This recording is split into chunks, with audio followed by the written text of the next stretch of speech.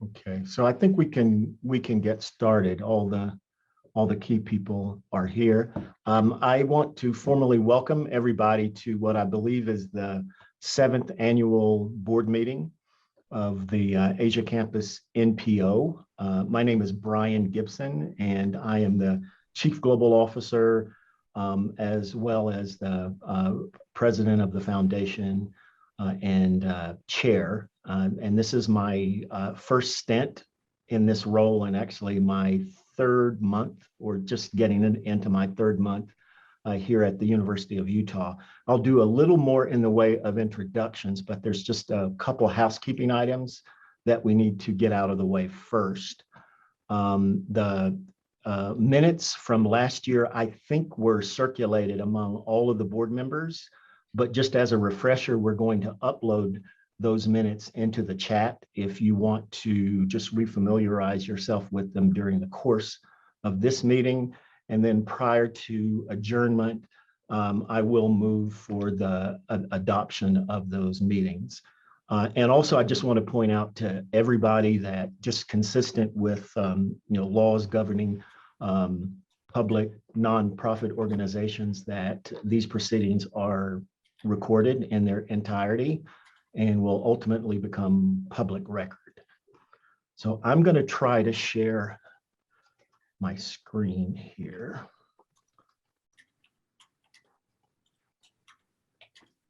All right.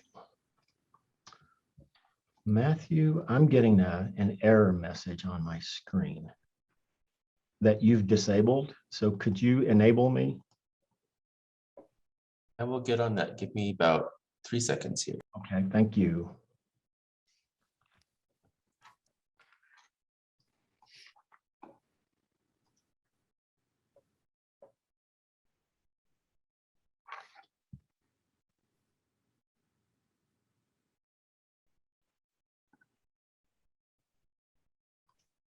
Okay, Brian, can you try that one more time? Yeah, I'm in now. Wonderful, thank you. Thank you. So let me go up to the presentation piece. Okay, so this is today's agenda, and it's slated to be 3.5 hours.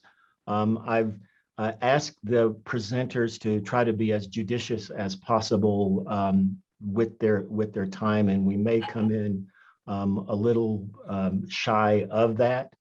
It's going to consist of 8 presentations. There will be an opportunity after each presenter for Q&A, or if you want to reserve any of your comments or questions for the end, there will also be an opportunity for that. There have been some changes since last year, and so we've updated the org chart. We have a new president. We also have on the NPO board 2 new directors. Chase Haygood, who is the Dean of Undergraduate Education, and yours, I don't know if Chase is here, but we have Chase and yours truly.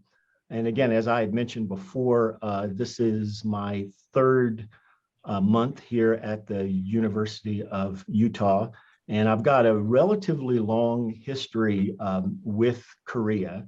And most immediately, just prior to coming to the University of Utah, I was at George Mason University that coincidentally has an adjoining campus in Songdo. So it was really one of the highlights of my job when I was at Mason. And it has also been something very rewarding, even just during my very short tenure here. There are also some changes. I think there are 3 new board members, not board members, but 3 new members of the executive committee, and I just want to acknowledge them. I'm not going to, call on you or ask you necessarily to say anything, but at the end, when there's free flow discussion, if there's anything that you'd like to say, you'll have an opportunity to do so. So I'd just like to welcome Andrew Nelson, the Associate Professor and Chair of the Department of Film and Media Studies, and Florian Sulzbacher, the professor and department chair of electrical and computer engineering, and our own Cherie Daly, who is the director of global program development, marketing, and communications. So I want to take just a few minutes to talk about really the vital partnership between the Office of Global Engagement and the University of Utah's Asia campus. And it's really rooted in the mission of what we call the Global U, or the Office of Global Engagement. And again, I'm not going to read all of this to you, because you can read the slide just as easily as I can. But what you should notice from this is that this is deeply rooted in the university's own vision and its strategic plan, and its four axes of ensuring student success, the generation of knowledge, focus on vitality and well-being and engagement, and more importantly, engaging students and engaging communities where they actually are. And the question that we often get, at least here in OGE, is why are you even relevant, or why is global important? And again, there are books written on the subject, but when we talk about it really in four different dimensions. And UAC is very indispensable, in this. And one is a cultural dimension. There's an economic dimension. There's a problem-solving dimension, and most of the problems are all human-made, be it climate change or terrorism or just general conflict, and equipping students in particular to kind of meet those grand challenges are really at the core of what the university is about. And OGE is really playing a central role in that. And you'll also hear about, in some of the subsequent presentations, about the research and innovation that is evolving from UAC, which is part of the maturation process of an institution of higher education. And so it's a very important inflection point for UAC. So you'll hear more about that in a subsequent presentation. And there are 4 clusters of activities that OGE is primarily focused on. One is student mobility, another is curriculum, another is research, and the fourth is what we call presence, and that is engaging communities where they actually are. And in all 4 clusters of these activities, the partnership with UAC is exceedingly vital. And where does UAC fit into the universe of OGE? It's really at the core. So we have a very important and growing learning abroad piece, which goes to the whole student mobility cluster. And we're sending more and more students to the University of Asia campus, and we're the University of Utah's Asia campus, and we are looking at innovative ways to get even more students there.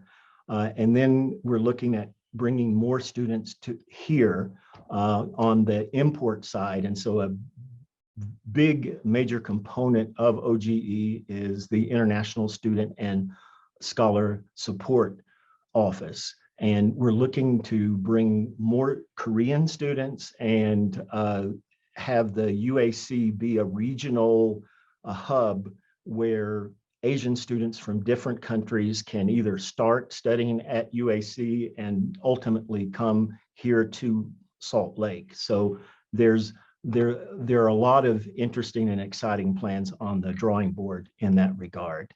And the University of Utah's Asia campus vision is the same. It's world-class teaching and learning environment, which it is, a platform for exploring innovative scholarship, within a unique cultural setting. Absolutely. And what you're going to hear also more about is a gateway for international student recruitment and global experience for Salt Lake City-based students. And going forward, these are the 5, and there are many other things, but these are really the top 5 things that we're going to be focusing on in this vital partnership between the Office of Global Engagement and the University of Utah Asia campus. And again, I won't read every one of them to you, but I wanted to highlight a few of them. And so I'm going to open things up. I don't suspect there's probably going to be a whole lot of questions at this juncture, but I would be happy to entertain any. And if there is not, I will hand this all. I will hand it off to my colleague and my friend, Greg Hill, who is the Chief Administrative Officer of the University of Utah's Asia campus. And I don't know what time it is there, Greg, but it's probably an awful time. You were there in the wee hours of the morning.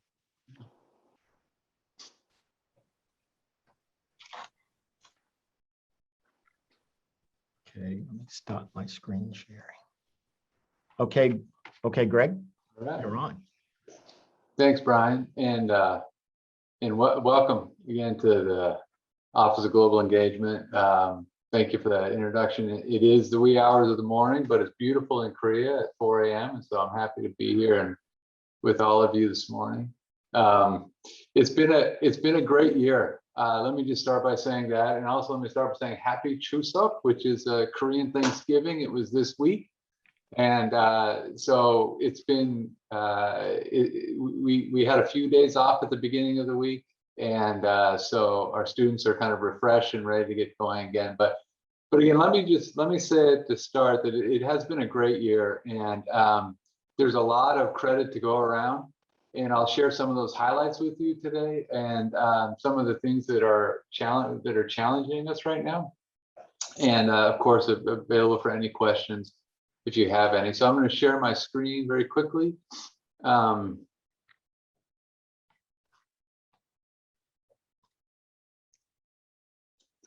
Here.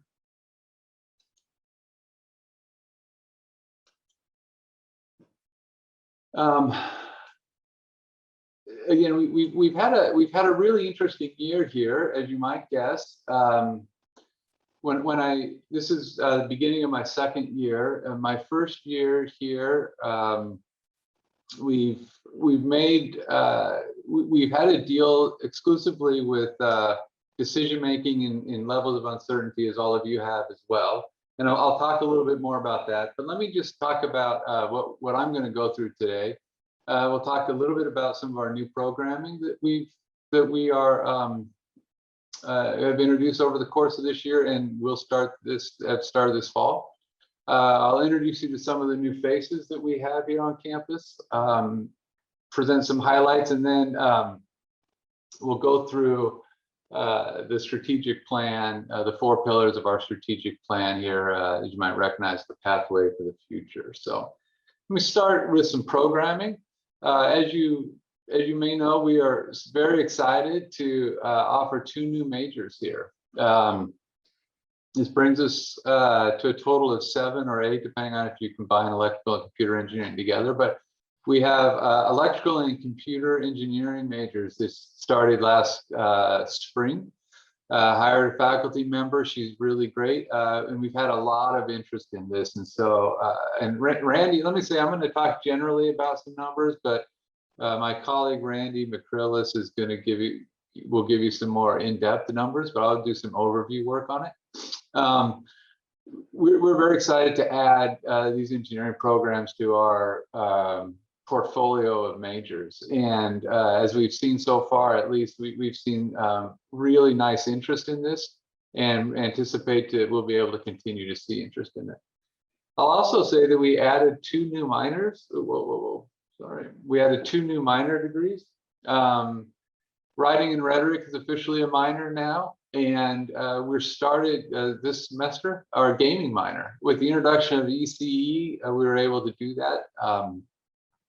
And starting in the fall, spring semester, we'll have a faculty member from gaming come over and teach with us in the spring semester, and we'll move forward from there. So this is really exciting. The gaming, especially the gaming community, as you may know, in Korea, gaming is really an exciting and thriving business. And so we've started building relationships with the gaming companies here. They are thrilled to be part of this with us. They are thrilled to know that the U.S. is one of the top 3 programs in the U.S. is going to be offering courses here, and so we're excited about that. Some of the new faces here, these are our new faculty members. We had, as I mentioned, we hired a faculty member for electrical and computer engineering. Her name is Fatima. We've had some turnover on campus, and we've added a few folks. Last fall, we were going to add new faculty in film and media arts. We were able to add them for this fall, Gaia and Philip. We've had tremendous interest in adding a foreign language option on campus, so our students can get their foreign language requirement done while they're here. Given that most of our students already speak Korean, we decided we would invest in Spanish, and Maria Teresa Martinez Garcia, her classes are chock full, so we're very happy about that. We had some turnover in communication. So we added Jeffrey Hedrick and Cheong Jung, some turnover in writing and rhetoric and psychology as well. So we're very happy to introduce these new faculty to you, and you can see where they've earned their terminal degrees. We added some new faces to our staff as well. Again, some turnover this year. Last year we had Molly Poindexter Molly Kinder and Lauren Poindexter working remotely from the U.S. Full-time starting last fall, which was an adventure. We couldn't get them visas because of the coronavirus issues, and so they're finally here on campus. We're very happy to have them here on campus. We had some turnover in our Center for Internships and Internships and Development Center, John Wu, and I'll talk more about him later. He's doing an incredible job. We added some staff for operations and some more student affairs. And in the bottom 2, Yuna Cho and Casey Hyun, we've added to our Center for Medical Innovation. I'll spend a little bit of time talking about the CMI today, but I have a whole presentation later in the program about CMI. In terms of highlights, something interesting about, I don't know if it's interesting about me or not, but I'm a huge fan of baseball.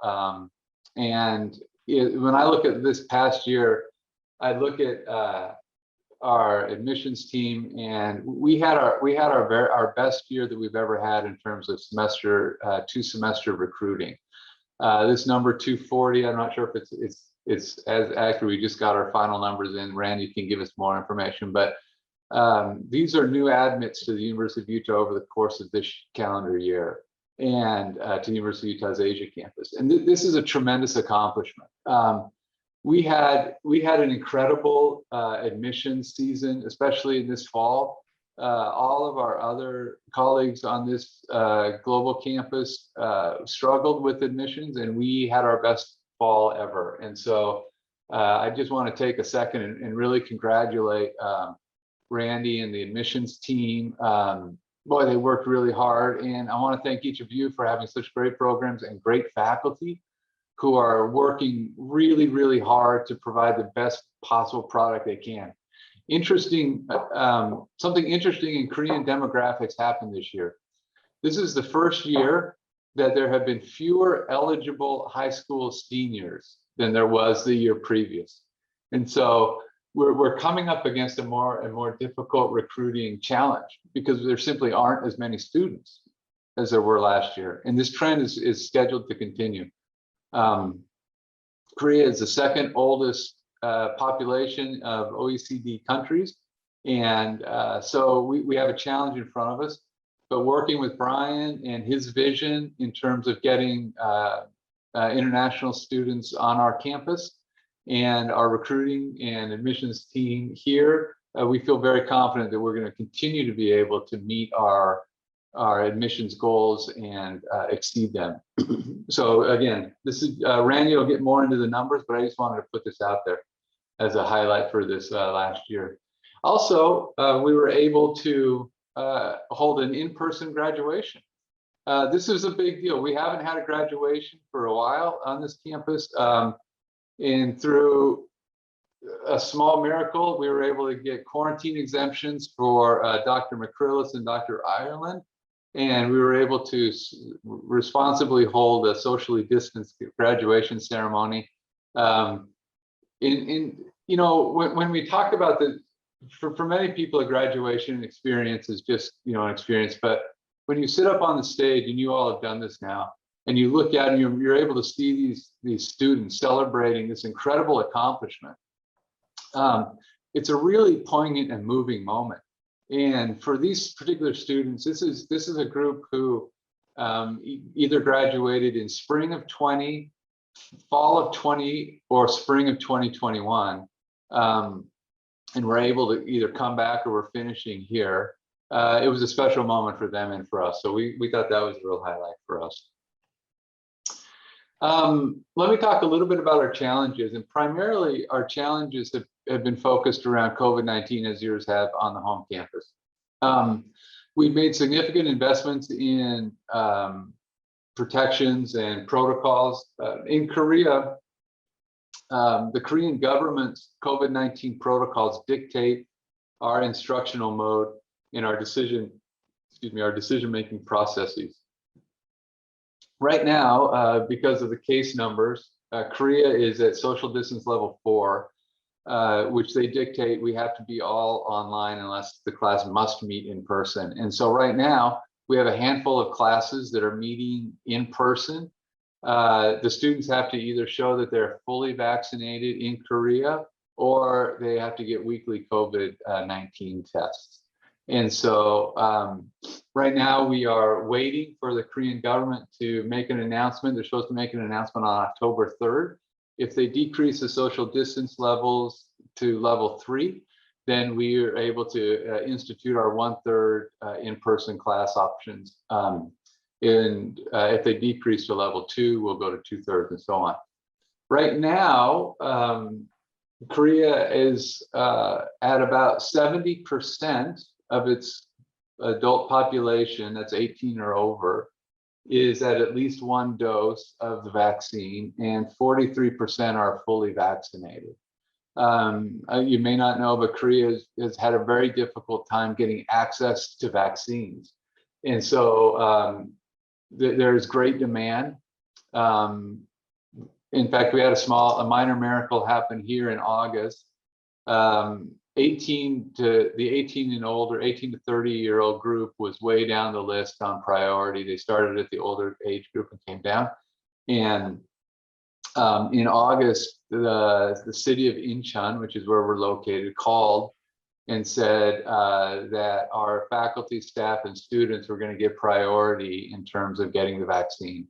And so right now, as we did a survey of our faculty and staff, and right now we have 90%, just over 90% that are fully vaccinated, and the others are either in process or have their appointments scheduled.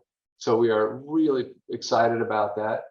And we don't know exactly what our student number is yet, but when the students were offered the opportunity, we had over 225 or so of those agreed to sign up. And that notification went out through email before semester started. So we were really happy with that number, knowing our students' propensity to look at their emails. So we were very happy about that. We have had very low exposure on this campus over the course of since the COVID-19 started. And in large part, that has to do with the protocols that we have invested in. So I just wanted to make you aware of that. And one of the big challenges that we have is keeping keeping students engaged and understanding sort of on track, knowing that their courses may move online or they may start online. And we'll talk a little bit more about some of the challenges that have hit us there. We have had, like I said, we had our best admissions program year so far, but we did have, for the first time, a decrease in semester to semester with ongoing students. It was small, but it was the first time that's happened. And our student affairs group reached out to them and surveyed them, and there were two primary reasons. Randy will probably talk a little bit more about this, but the main reason was that the COVID-19 had impacted their family's finances. That was the main reason. And the second reason was students were deciding that to take either a gap year or enter their military service if they were going to have to take courses online. So, but at any rate, we feel like we're weathering these challenges. We're hopeful that Korea is going to make some policy changes around quarantine for fully vaccinated people. This has been a real challenge for us. Like I said earlier, we had a minor miracle to be able to get Chris and Randy here in the spring. We had a second miracle to be able to get Brian Gibson and Randy back out here in August. And so we're hoping that Korea makes some policy changes around that as well. Let me talk about pathway to the future. These are the four pillars of our strategic plan, and I'll just go through each one of them as they relate to the UAsia campus. And student success obviously will be our main focus here. Part of the student success pillar is a community footprint. So I'm going to talk about student success from the administrative point of view, and Randy will talk about it from the student point of view. And one of the pillars within the student success is increasing relationships with in the academic community. And we expanded that past the academic community into our neighborhood. We have, during the pandemic, we have continued to aggressively recruit in Korea. I think our numbers will show you that. So we have been, we had to adapt, as you all have over there. Most of our recruiting efforts are done online now, but we've continued to be aggressive. We're building new relationships with foreign language high schools. For example, let me give you one anecdote here. In the summer, we sent some of our ECE students to Salt Lake. I'll talk more about that in a minute, but we worked with one of the large national newspapers called Chumang Daily, and they wrote a story about it. And after that story went to press, we received a phone call from one of the local foreign language high schools, and now they are working with us, and we're recruiting directly with them. They were very excited, especially about the ECE program. So that's just one example of being part of our community. The second is with Incheon City. As you know, UAsia campus is nestled in Incheon City, and we have worked really closely with them in the last year. We've done two programs specifically. The first one is what we call the Global CSR, or Corporate Social Responsibility, where we worked with the high schools, and they had an opportunity to interact with our students and our teachers in terms and talk about social responsibility issues. Those were done in English. They're focused on the schools that were sort of in the lower income areas of Incheon to give those students more exposure and English speaking opportunities. And so that was really great. And then the second thing that we have done this year we've worked with Incheon high schools on a teaching project where our faculty and those teachers have worked together to provide some sort of basic level content of the courses and that we offer here. So from civil courses and communications and so on. This is another opportunity for us to get in with our community, to support them, and to expose the UAsia campus to the high school kids right here in Incheon.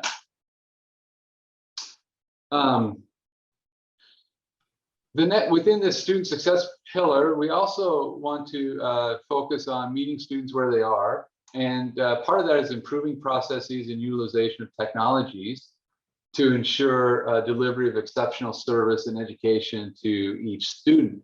And so I'm going to show you two examples of the technology investment that the UAsia campus has made in the last year. These are both computer labs. The one with the blue is the PC computer lab. These are state-of-the-art computers that can run softwares as aggressive as ArcGIS and others. The black screen computers are one of 2 Mac labs that we have invested in.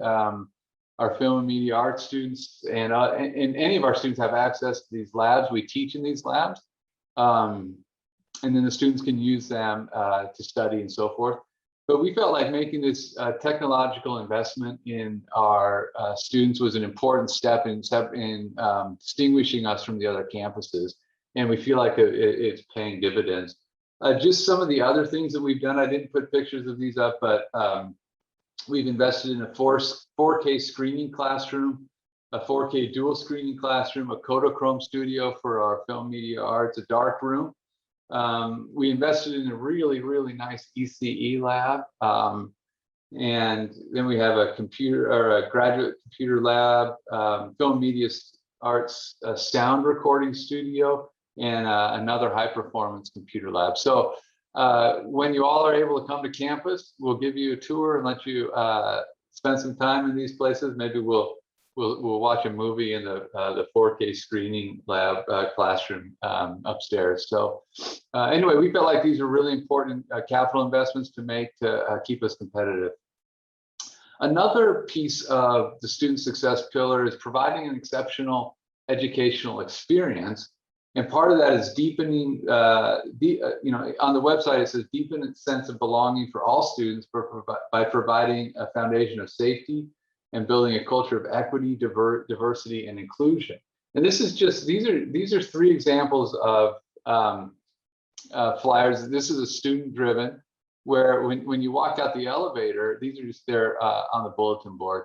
And I thought these are really indicative of the feel of UAC campus, which is a very welcoming and inclusive feeling. And we've worked really hard to provide those opportunities for our students here.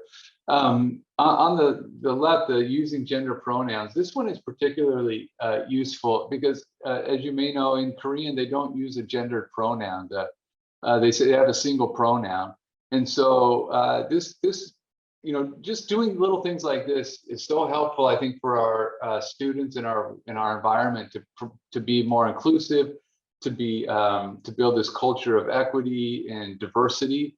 And so I want to give credit to our student affairs staff and our students who work in this field and our faculty. We held Pride Week. We had a lecture on a guest panel on religion and LGBT community. So we put a lot of effort into making our campuses diverse and inclusive as we possibly can. Preparing students for a dynamic and global workforce, we have something that we call the Undergraduate Research Opportunity Grants.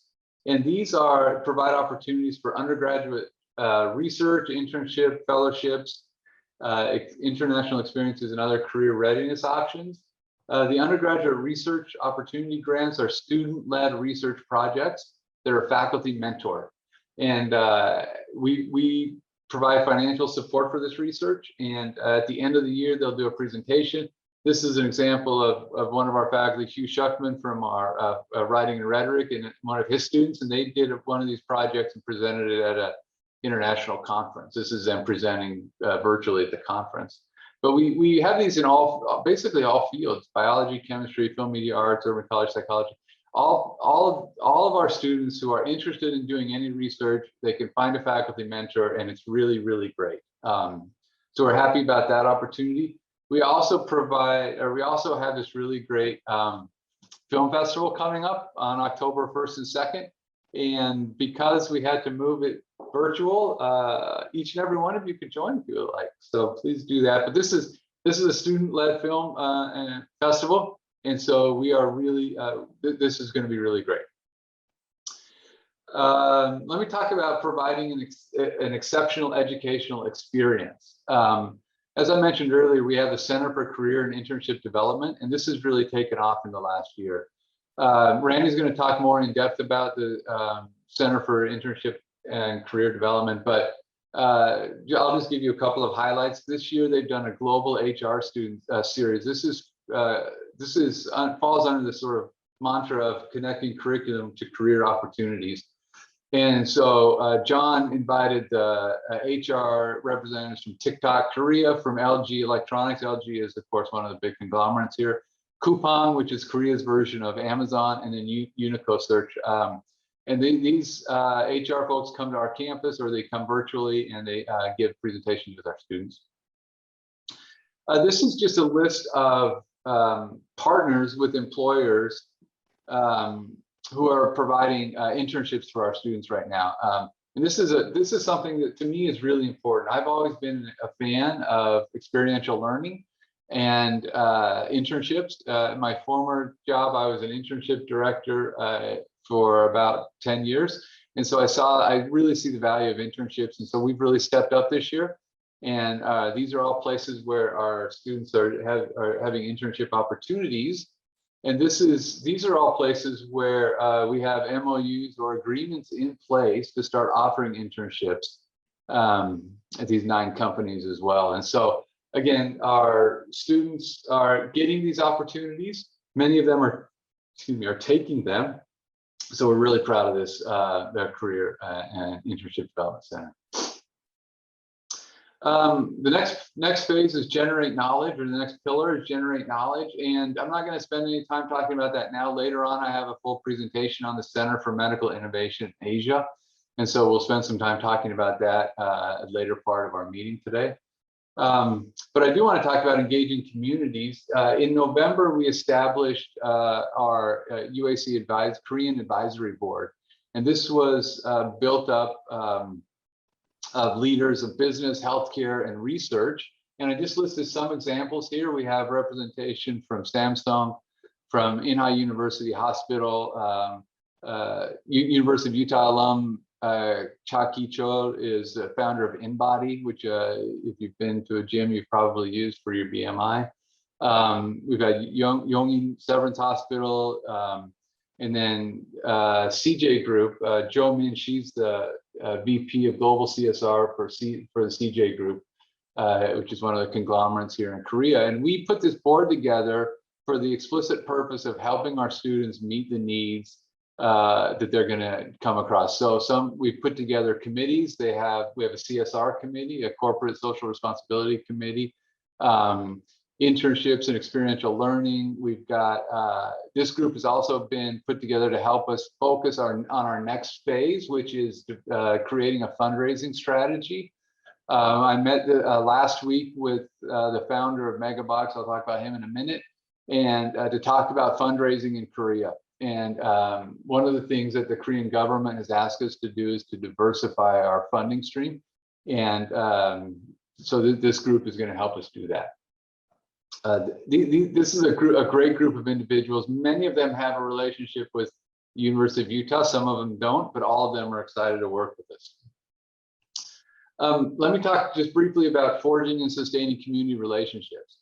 UNESCO is hosting a conference in Incheon in the end of October. And about a year ago, they invited any university to be part of that wanted to. And so we jumped to this opportunity. And I'm happy to announce that our university, University of Utah's Asia campus, is the only university that has its own panel. And our urban ecology department stepped up and created a panel where they're inviting some international folks to come and participate. And so this was a really important move for us because it put us in contact with Yeonsu, which is our sort of our county government here. And we were working very closely with them, and so they're aware of us, and we have a strong relationship with the Yeonsu.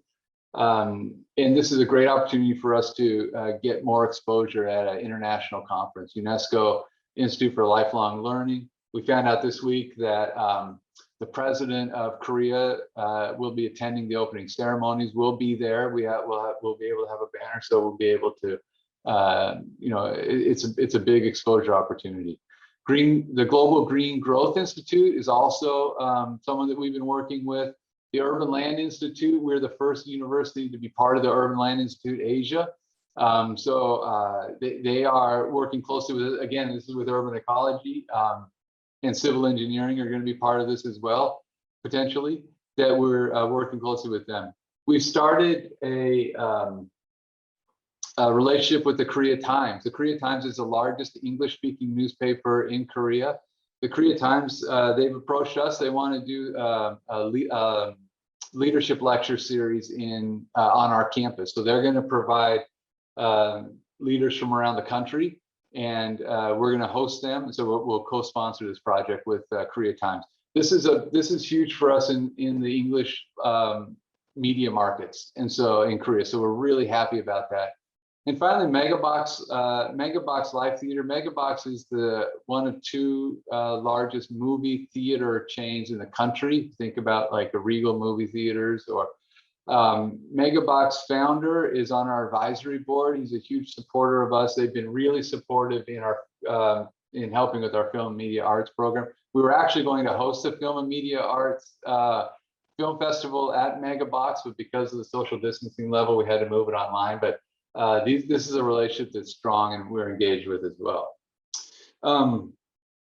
Let me talk about our final pillar, which is ensuring vitality. I mentioned earlier that we had the actually I don't think I mentioned this, but we were honored to host the Eccles School of Business Information Systems minor degree here on campus this summer. So they were here for I think about 12 weeks. They came, they sat in quarantine for their first 2 weeks. There's about 25 students. And they were here all summer and were able to complete a minor in information systems here at the Asia campus. And this is something that we're going to do it again next year. We would encourage anyone else who's interested or thinking about something like this to reach out, because this was a great opportunity and experience for us. And even though they had to spend their last 2 weeks because of the social distance level doing their classes remotely, I think they still had great opportunities and experiences. The other expansion or synergy between home campus and the UAsia campus is we sent some of our new ECE students to Salt Lake City for a couple of weeks this summer, and gave them an opportunity to interact with the Salt Lake campus, the faculty there, with the goal that as they meet those faculty and learn about their research, when they get to their fourth year or third year, whenever it is they decide to go to Salt Lake, that they'll have some familiarity, potentially have a research project in mind with the faculty so they can hit the ground running. And then the other piece that we have not done yet, but this is something I think that that I would like you all to think about, is creating some faculty exchange programs around research. When I talk about the Center for Medical Innovation, I'm going to give you a little bit more context on how this has become a little bit easier than it has been so far. So I'm putting the seed in your mind so you can think about it, and we'll talk more about it later on this afternoon. Finally, in terms of ensuring vitality, our marketing communication effort, we've worked really hard with Salt Lake's Marcom, and I know that Randy's going to talk more about this, and the UH Camp to enhance our online presence with some consistent content and imagery. And I must say that I absolutely love our new logo, and I hope that all of you want to implement it as well. So I've reached my time. I'm going to stop there. I'm happy to have any discussion with you all, or we can go on to the next. But anyway, I do want to say that it's been a great year, regardless of the challenges that we've had. We really have had a great year, and it's been a really, really great experience for me. And I want to thank all of our operations team, our student affairs team, academic affairs, who've worked really hard to make this year as successful as it's been. Well, Greg, I just wanted to say that's really a very amazing list. So well done. Thank you. Thank you, Dan. Okay, thanks so much, Greg. We're going to move on to Randy McCrillis, who's going to talk primarily about student affairs. And then I'll also just make one comment about Greg's presentation. It sort of goes to show you the universality of the the university's mission, because what we focus on here in Salt Lake City is very much relevant in Songdo.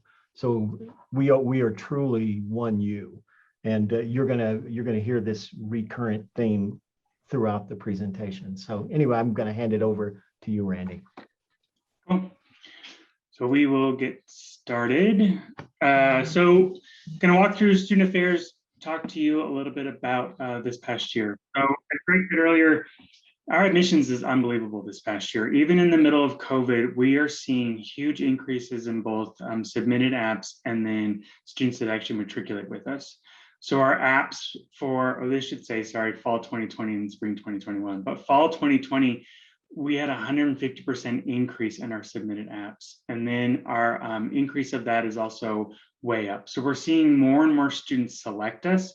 As we said earlier, the other thing that we're seeing in admissions and our matriculation is students are selecting us early. So we already have deposits for fall 2022, which is the earliest we have ever received deposits for students.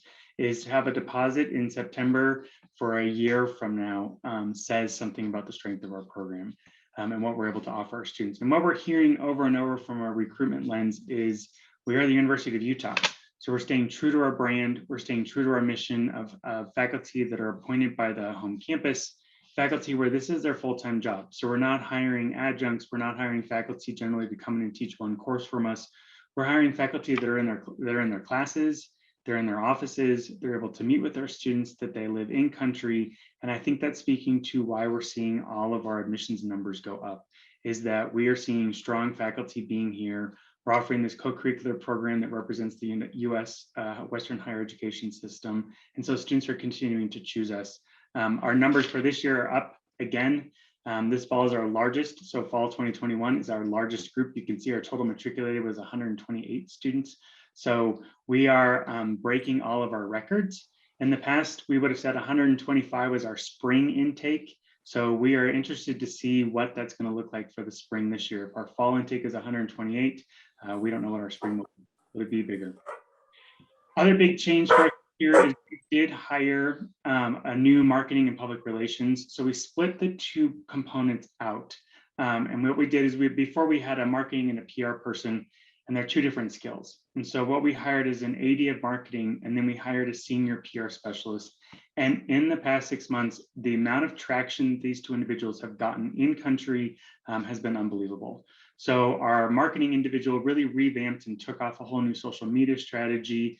Before, our strategy really hadn't been there. We'd kind of been limping along on social media, and she's really rebranded this with the help of Sherry and the Marcom to give us a targeted sense of how are we going to be in the market. And so we're seeing more focused posts. We're seeing posts that make sense, that are strategic and they're planned out and they're thought out. And then we're seeing our numbers go up. So we're seeing students that are liking us, students that are following us on our different media across the board. We have seen a huge increase in social media.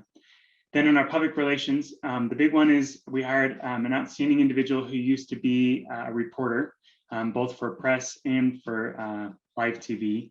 And he's been able to get us into some major publications. So he did 3 press releases with 3 major newspapers here in Korea, or there in Korea. And then we also had a situation this summer where some negative press had been written about us that wasn't fully backed. And he took the reporter on through a process within Korea. And actually we were able to find out that this story was inadequate and was written from a wrong perspective. And so really handled that media crisis. Got an apology from the newspaper to say we should never run that story. The reporter himself said, I should have done more fact checking before I published that story. And so we're really thankful for these 2 individuals who have come on board with their history and their knowledge and really, again, grown us exponentially in that marketing and public relations arena. Mental health, as we talk about this every time we meet, our mental health is still, our mental health access, our students that are wanting to see somebody, wanting to have services is still on the rise. And so this year we had 68 individuals. That's a 27% increase from last year who met with our mental health counselor on campus. Also, our biggest increase is still in our international students. So we, again, only have about 20% of our population that's international students, and yet they're overrepresented in the amount of access they're getting with their mental health counselor. She's only half-time with us currently. And I think in the future, we're going to need to explore how do we move her maybe into a full-time role.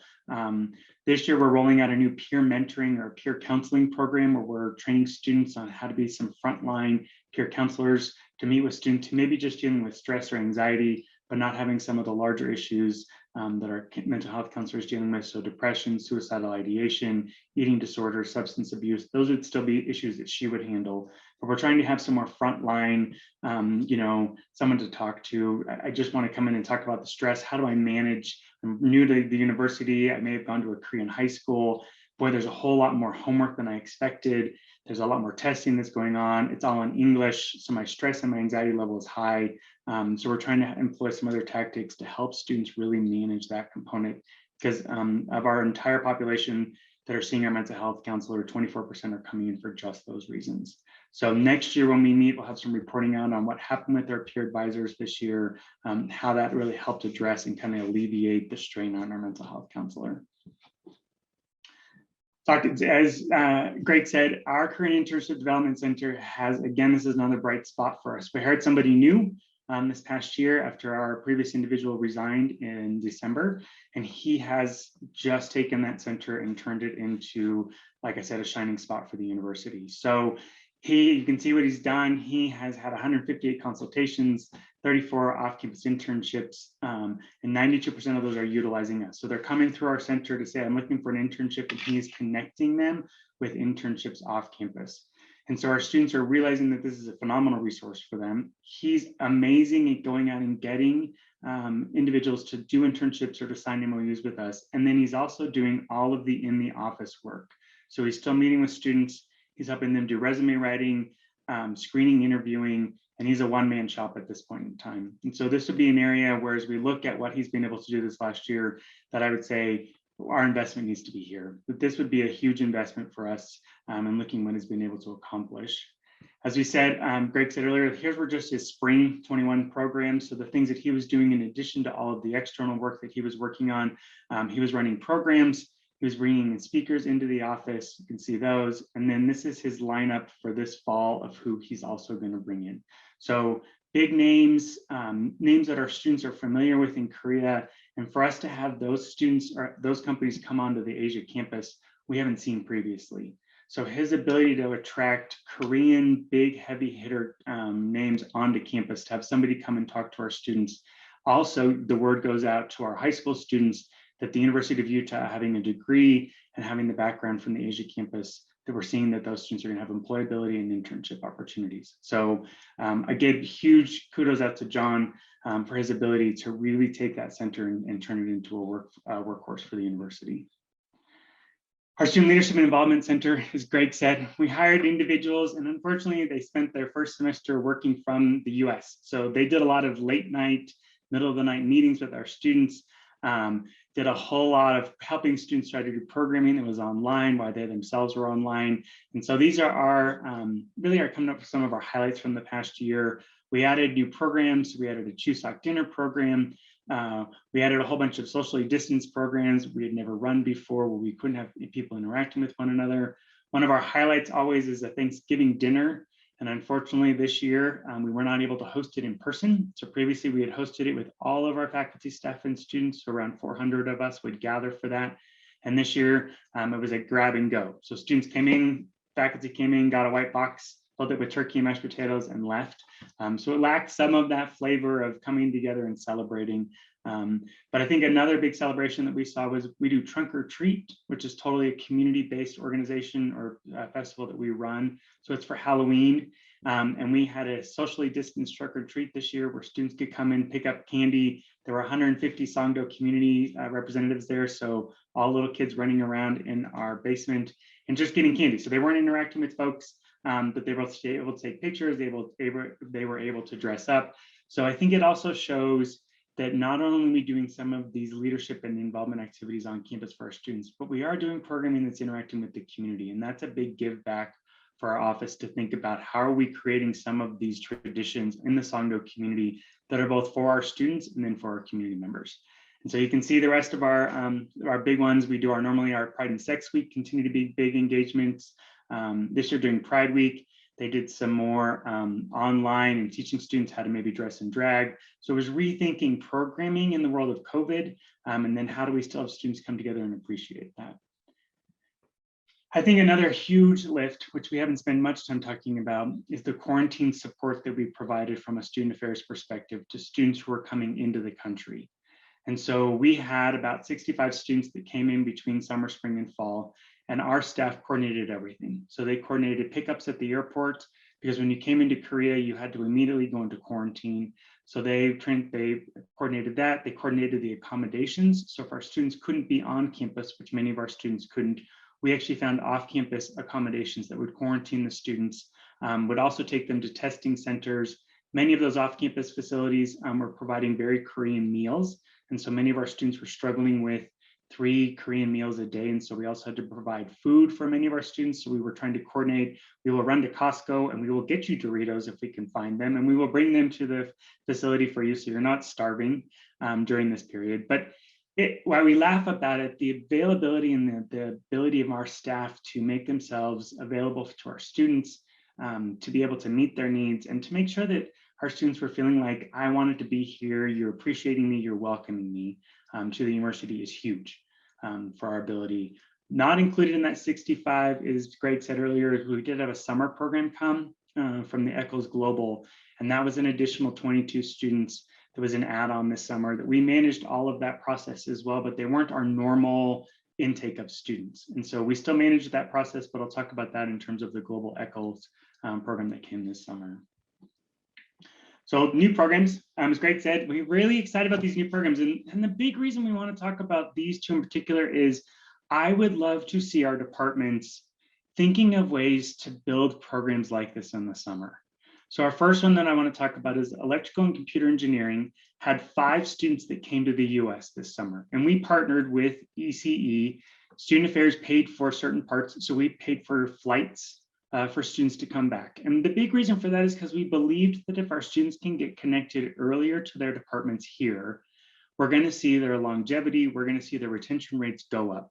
Because they already have that idea of here's where I want to go. I've met people, I know what's going on when I'm there. And so we had 5 students that came this summer. So they were on campus for 7 days. I think in the end, you're gonna have to say they were on campus for 15 days. 15 days. Sorry, way off on that. 15 days. But they met with faculty, staff, and students. They attended some programming workshops on campus. They also went to Arches for the weekend, and there's an awesome YouTube video that you can watch that explores their time. They had social time with faculty, staff, and students. And it wasn't just all meetings, but they also had some social gatherings off campus. 3 of our students got vaccinated while they were here. So immediately upon arrival in the United States, they went and got vaccinated. And again, it wasn't just a fun come explore, experience this, but HANSEP had built in some requirements on their end. So they were required to submit an essay and a research plan. And so we had some learning outcomes as a result of the 2 weeks. And what we've heard from those students when they've come back is they've all told all of the other ECE students that in the future they need to go. And so we're considering ways, do we make this a scholarship opportunity?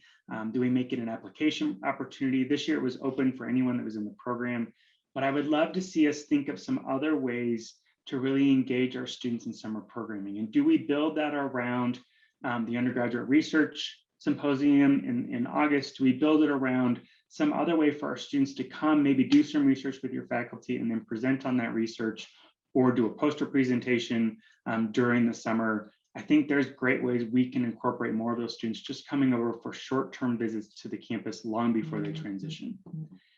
And then our second summer program that we had never run before is that the information systems from the College of Business, as a fluke, had always planned to go on their summer, but this summer were unable to do their traditional plan of going to another Korean institution. And so they came to us. And I think it was a win-win for both sides. We had 22 students that came, they spent 12 weeks in Korea. And the nice piece is that they were on the University of Utah campus. So they were with us for that time. They attended class. We put on programming for those students. So they went on local trips and we coordinated that for that group of 22 students. They visited the palaces, they visited Seoul. They had planned to go to Jeju, but unfortunately due to COVID restrictions, were unable to go to Jeju. They did go down to Busan for the weekend, so they were able to do some of those local trips. So it was a contained group that was there that we then helped manage. We set them up with buddies so that we have international buddies that could help them understand the Korean language, Korean culture. And this is, again, another one of those where we can think about, are there ways to build self-contained programs that we work with you on bringing a group of students over. So like a study abroad or a learning abroad experience for the summer. The nice piece is, because the Asia campus ends their spring semester in June, your students could come over while we're still in session. And so there's still that ability for students to interact, to have that global experience of, oh, I'm getting to interact with students that attend this college and this university, instead of just coming during the summer when no one's there. And so if you're interested in that, definitely reach out to Greg and I would love to help folks think through, how do we either do a program where students come here, or how do we create a program where we're sending some of your students over there for just the summer term or a couple weeks during the summer? Because I think there's ways we could build both transitions happening. As always, we talk about tuition and scholarships. So I'll just walk over this quickly with you because we're going to do Rob's presentation around finances in a second. So this tells you what our new students pay in terms of when they first come into the university, what are we scholarshiping them at? And as you can see, where we're trying to get to is still increasing that per student tuition, per student paid tuition. And so for our fall, we were slightly down, and we are thinking that's around COVID. We gave a couple of extra scholarships in the fall. We gave every student a $150 scholarship in the fall for COVID, just to kind of recoup some of that sense of we're trying to take care of our students. And so we dropped a little. So fall of 2019, we're at 9,056 a student. And in fall 2020, we were at 8,890. And then spring, we're up. So spring 2020, we were at 8,996. And at spring 2021, we're at 9,000. So our goal on our incoming is to stay at that 9,000. That's what we've agreed between admissions and myself, is to really try to stay around the average of $9,000 a student in that tuition. So then when they progress, where we would really like to get to is closer to 8,500 per student. So you can see down on the bottom that we're a little off. And again, it's COVID year. So we were giving a lot more scholarships to students. As Greg said earlier, a lot of our students were applying for our Dean of Students Grant and Aid, which is an emergency aid program where we give you up to $3,000 immediately, depending upon parents' financial situation and your financial situation. And so in 2019, 2020, we only had 7 students apply. And in fall 2020 and spring 2021, we had 37 students apply for the Dean of Students Grant and Aid. So COVID is impacting our student population. And it's the long-term effects of what COVID's done with a lot of the businesses in Korea. And so we're seeing that from our students, that they're needing some emergency aid for 1 or 2 semesters. Overall, though, as you can see from 2019 to 2020, we're still up in our total revenue generation from tuition. So we're still seeing a positive return on tuition. I'll talk just a minute about moving forward, some things that are going on that are going to be taking up some time. So Kevin Diarco, who is currently our Assistant Dean of Students, who is in Korea, has officially resigned. He's taken a position with Duke back here in stateside. And so he will be leaving effective October 6th. So he oversees student leadership and involvement, career services, our conduct process, residence life, and just our general student activities on campus. And so we're going to be managing that. Both Greg and I will be filling in some of those roles and how do we manage those components and those processes. But he will be leaving, and we'll start a search in the spring with the goal of having somebody on campus by July 1. Then, as I said earlier, I think we've got to talk about increasing the Career and Internship Development Center. Having one person manage all of it, while he's phenomenal and amazing, I think if we really want to see our bigger impact in local community and getting our students those internships, that's an area where I think we should invest from Student Affairs, is adding a second person who can manage some of the more in-house components. And then this fall, so if we didn't have anybody come to campus, people are wondering when we're going to talk about UAC students in SLC. And the issue is we didn't have anyone for the last year. Due to COVID, most of our students stayed in Korea and took online classes. This fall, though, we have our largest group ever. So we have 72 students who are on campus this fall. And while that seems like a lot, when we're looking in the future semesters, we're going to be around that number from here on out. 70 to 115 is what we're looking at. So those numbers are going to continue. So we're going to start seeing a larger and larger population of UAC students that'll be here whether that's fall, spring, or summer. And so we're talking about how do we do programming for those students. The other component that we really want to talk about is pushing those students out. So getting them out of hanging out with just other UAC students, which we see if you go into the library. They have a table in the library right now where they're all hanging out together. And so we're trying to encourage many of them to go join clubs where no UAC student is, or sit next to a non-UAC student in class. How do we break those friendships and how do we break into some new relationships is what we're really encouraging them to do this year. And then the final thing I just want to spend a couple minutes talking about is the quotas. So obviously we've done an amazing job in recruitment, and obviously we're seeing our numbers go up. I think everyone on the call is aware that Korea does set quotas for the minimum and maximum amount of students that we can enroll in each program. And we are reaching our maximum. And so we are talking through how do we either shift some quotas around within our programs, and how do we also go and ask for an increase in overall quotas. Before we'd always been never met our quota, I'll be honest. And so it wasn't a big conversation. And now I think it's the reality of we're at quota. And so one of our goals this next year is to really think about with each of you, how many students can you accommodate in your program? How many students do you want overall in that program? And then how do we make sure that we're meeting those numbers for you, as well as working with the Korean government? So in the next couple of weeks, we'll be reaching out to each of the department chairs here, or the liaison, and talking through, here's where you've been at, here's where your numbers are at, here's what we're predicting for the future, and this is what we'd like to shoot for a quota number. And then you will be having that conversation with you around, does that make sense? Does it work? Is that too many? Is that too few? And so, but again, it's where we've never been. So in all the years of the university, we've always been under quota. And this is the first time that we met quota and we're over quota. And our prediction is looking at our applications for spring and for fall. We're anticipating that we're going to have the same issue in the future. So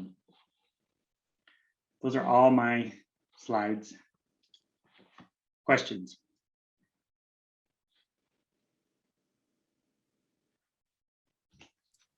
So what are the political issues around the quotas, Randy?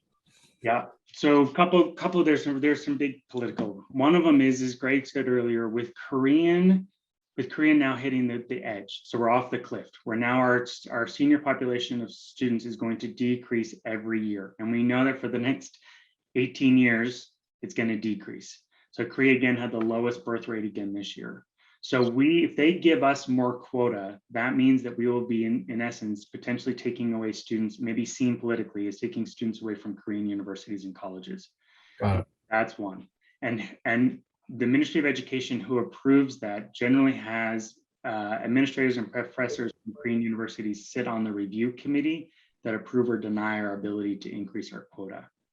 So we'll see how that plays out. Greg will have our MOE visit this fall, and that's on our agenda, is to talk through that. But that would be, I think, the biggest political issue. The second one is on campus. On that campus alone, we are the university that didn't meet quotas, and now we're meeting and breaking quotas. And so it's been an interesting conversation with our colleagues on that campus that the UAC continues to beat our numbers every year. And so what's that going to mean with our other universities in terms of housing, in terms of availability of space, because we're also out of housing really essentially now, but because of COVID, we haven't been. But if we're going to continue to see these numbers and we don't have the residence hall beds for our students to be in, that's going to impact our ability to grow. Got it. Thanks. Mm-hmm. Randy, the discussion about potentially increasing quotas, discussion that you might have with us departments, will that involve hiring new faculty as well? So do they go together, or is that still a strong no? That's what we're going to talk with you about, is if we're increasing the quota to X, can we handle it with what we have? Do we need to think through in 2 years from now, if we're going to be, if we're going to grow and grow, where's the breaking point where your current number of faculty just aren't enough? And so are we looking at, do we need to add, what do we need to do in those programs? So makes sense. Thank you. Yep. Yeah, Randy, let me just follow up on Dan's question with respect to the political angle of the quotas, because as I understand, the Korean government doesn't distinguish between nationalities, right? So if an international student counts the same as a Korean student. So I suspect that when you make a request for an increase in the quotas, perhaps, at least from a political perspective, they would be a little more receptive to increasing the quotas if you can demonstrate that you're bringing in non-Korean students as opposed to competing in the shrinking pool of Korean nationals. Right. And we can show, Brian, in terms of, and you've seen the numbers, that's been our biggest increase. And Right. our biggest bumps have been really from the US population that's going there for their 3 years. So where our biggest intakes have been, and some of the big bumps have been from that US and out of Korea population. And we can show that. And also within, so where we've also seen a bump is from our military families and then our embassy families. So families that are there either from Russia, Malaysia, Mongolia, who are there as an embassy representative, they're actually coming to the UAC as a full-time student. So that's a great point. We should definitely put that as part of JJ's packet. Yeah, I think you're going to have a very strong and persuasive argument. And then I'll just, before we get into the financial piece, I'll just make another observation. And this is just coming from somebody who has some inside information as far as your competitors there in Songdo, but also I've served as an external board member on a couple other branch campuses in the world, and where they often cut corners is student services. So they're either non-existent or they're sorely lacking. And not to inflate your head too much, but your presentation is really an illustration of what student-centeredness is. Student focus is really on any campus, and particularly within an international branch campus context. It just doesn't exist. And I'll even say that, as far as the other schools that I'm familiar with there in Songdo, just the level of commitment and thoughtfulness and professionalism is just extraordinary. It really is.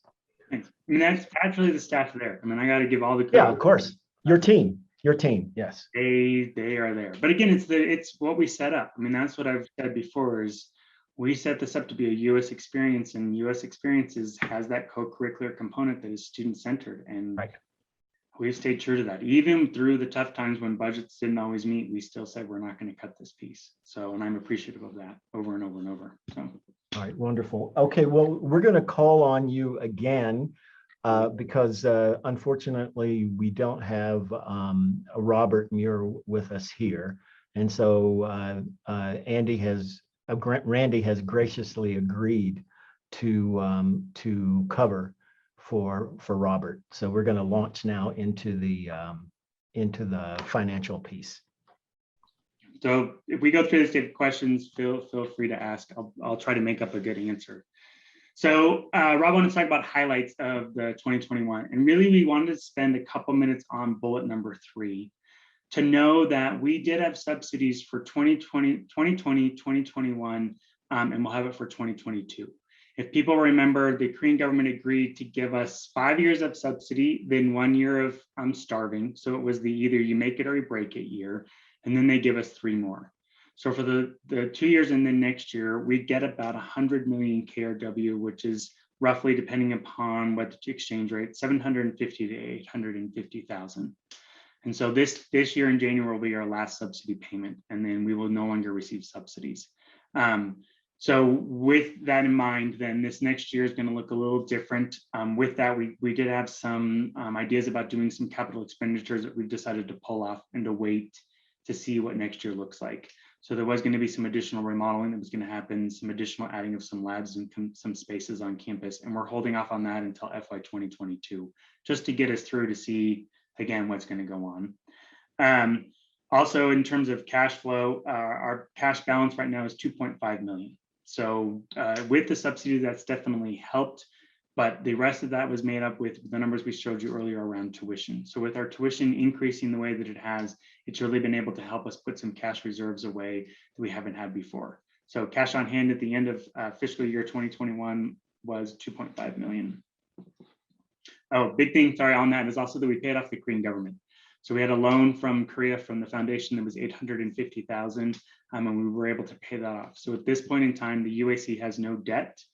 We paid off our loan to the main campus, as well as our loan within the Korean government. And so we have paid off both of our biggest loans, and we have no debt moving forward. Here are the results from last year. So tuition was right in line with the budget, even though despite what we saw with COVID. So we had budgeted 7.1 million and we actually came in at 7.3 million. So we were above budget, which is awesome. As you can see, the Korean government subsidy, we had budgeted 142, but came in at 713. And that's just from an exchange rate. So that's all the differences there is the exchange rates this last year definitely fluctuated as depending upon what was going on with COVID. Our expenses, so why there's a variance in the expenses in between budgeted and actual was we were unable to make all the faculty hires, as you all are well aware, that we had planned. And so we didn't hire all the faculty that we had originally planned to hire. We either were told no, just timing, COVID impacted that hiring process. And so our hiring was down from what we had budgeted. Third-party costs was our biggest increase. And where you're going to see that increase is in what we had to do for COVID in country. So we had to add screening so that all of our entrances and exits to the building, we have to have a live person that sits there that screens people as they come in. We also had to add technology to screening people as they were coming in. You saw Greg's slides where it showed the plexiglass, and most of that $250,000 variance is from COVID this past year. And so we're anticipating that that will decrease as COVID goes away or as the country gets more vaccinated. The other thing is travel was limited. So we had planned 260,000 and you saw we only traveled 67,000. No one was traveling this year. COVID, if you were going to go and travel and then you were going to have to come back and be quarantined for 2 weeks, our faculty were like, I'd just rather stay in country than leave. And so we saw very limited travel last year. And then the largest fluctuation was in the interest in foreign exchange. That's the exchange. So what we had budgeted was nothing, and where we actually were was 160,000 off. And that was from what we were seeing just around that exchange rate over the last year. Results overall are positive though. So to the budget, including was about 345,000 is where we were for what we planned to then the actual. Talk a little bit about historical results. You can just see where we've been. So we were operating in a loss in the beginning, and we started to operate in the black around 2017. We also we paid off our loans in 2019 and 2020 and 2021, and we still have an operating income of $2 million. So we've been able to really see a huge increase over those years with the ability to turn our tuition around. We've talked about this previously. When we were first operating, we were giving away our education. So many of our students that first came to us were getting an $8,500 per semester scholarship. So they were paying us $1,500. And as you've seen previously, that was a big turnaround for us, was to instead give them an average of $1,500 scholarship. So they're paying us $8,500. And because of that, we've seen a real turnaround in our numbers over the past couple of years. Sorry, I'm reading Rob's notes to see if I was supposed to talk about anything else. Steady increase in cash is what you're going to see on this one. Again, at the end, we had approximately 2.5 million in cash, and we want to continue to build reserves. So the UAC leadership team has made the decision that we would like to put $1 million every year into a rainy day fund, really to not sure what's going to happen when the subsidies disappear, and to see what's going to happen over the next couple of years. So our goal is to continue to increase that reserve fund as much as we possibly can within the context of the Korean law. So we're still trying to find out what is the maximum amount that we can have in reserves as a nonprofit before it begins to harm us. And so Louise is looking into that, but our goal right now is, like I said, is to put $1 million into reserves every year. FY 22 projections right now for next year is going to be, we're anticipating an increase of 11% in tuition. And we think we're on target to meet that increase. So looking at what our fall number was and looking at what our spring number is going to be, we're all right on track to have that. The projection again is about 850,000 for the subsidy. We'll see if that plays out. And then the miscellaneous on this is primarily within the context of books that come in. So students pay us for their books, we add that to their fees, and then they pay us course fees. And so we charge course fees and then we offset that against where we've done some capital expenditures so that we're making sure that we're recouping that revenue from our students. The salary, as we've said earlier, so we're going to see a little bit of an increase in that, and that's because we've hit some plateau in our class sizes. So we're going to need to be adding some more staff or faculty. And then we've also talked a little bit about the staffing areas that we're going to need to add. So looking at career services, we're talking about mental health, maybe an area next year. But our big one is going to be in hiring more faculty to keep our class size down. Marketing, we're going to see that our marketing is going to go up, and that's just as we've talked about earlier, is we've hired more competent and qualified staff that have really advanced our marketing, and Sherry's going to talk about this. We're going to want to invest a little more in that, and getting our brand recognition in Korea is where we've agreed we want to spend more money this next year, and really trying to figure out how do we and pushing that name out there, whether that's in marketing, publications, PR, and we want to make sure that we're spending that money wisely within country to ensure that our brand gets recognized.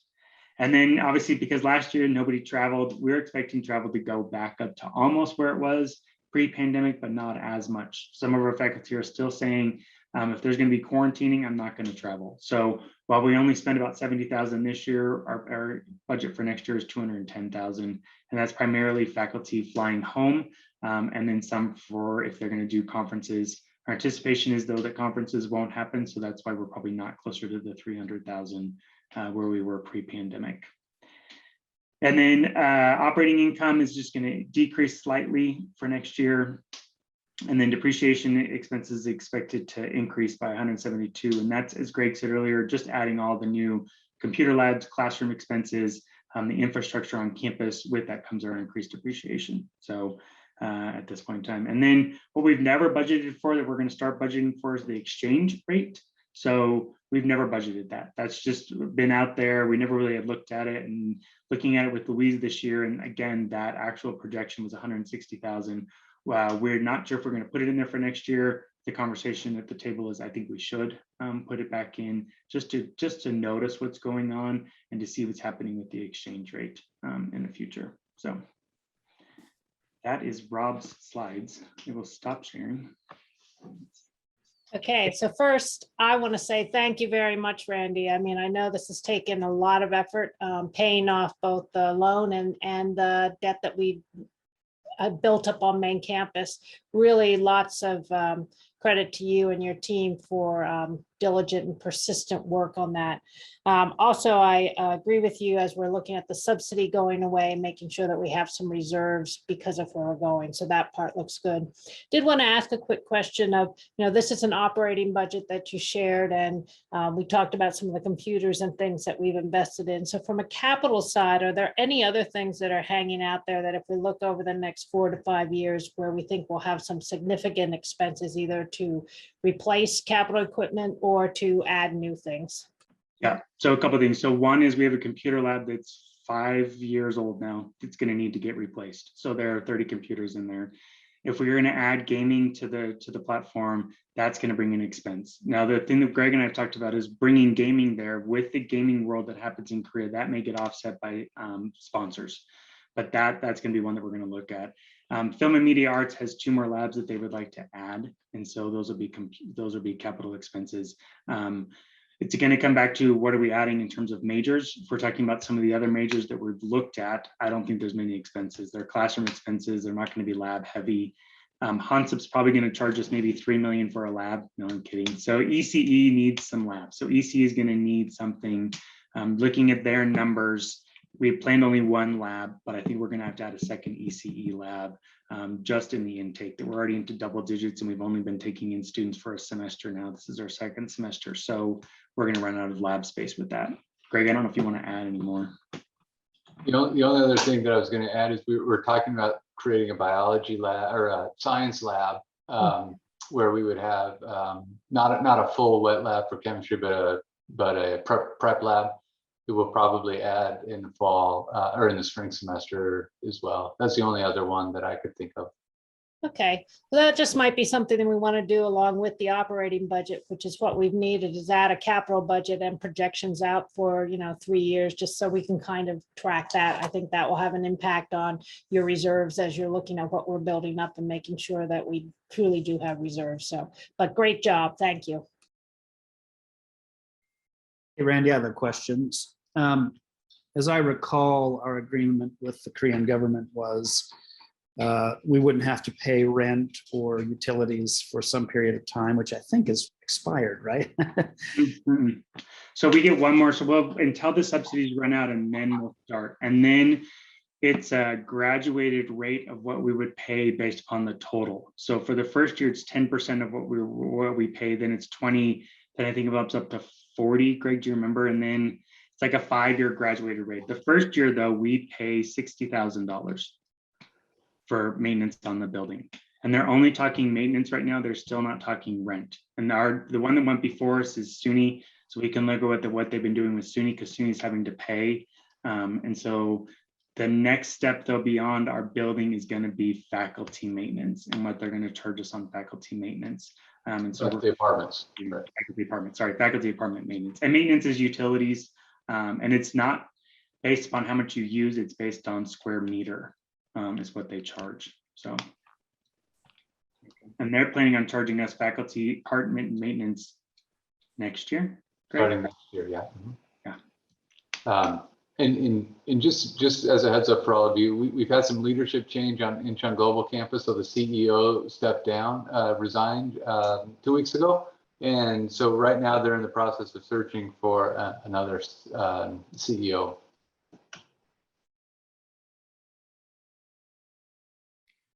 Randy, I just had a question about the marketing and thinking about the decrease in numbers of students that are out there who can apply for university. The marketing is projected to go up in cost, but we've been doing well, even though the number of Korean applicants has gone down. So I don't know what the best practices are for the percentage of staff in marketing for a university of our size or not, but I just noted that we're going to be spending more, but we seem to be doing well, and we've got more word of mouth coming. Mm-hmm.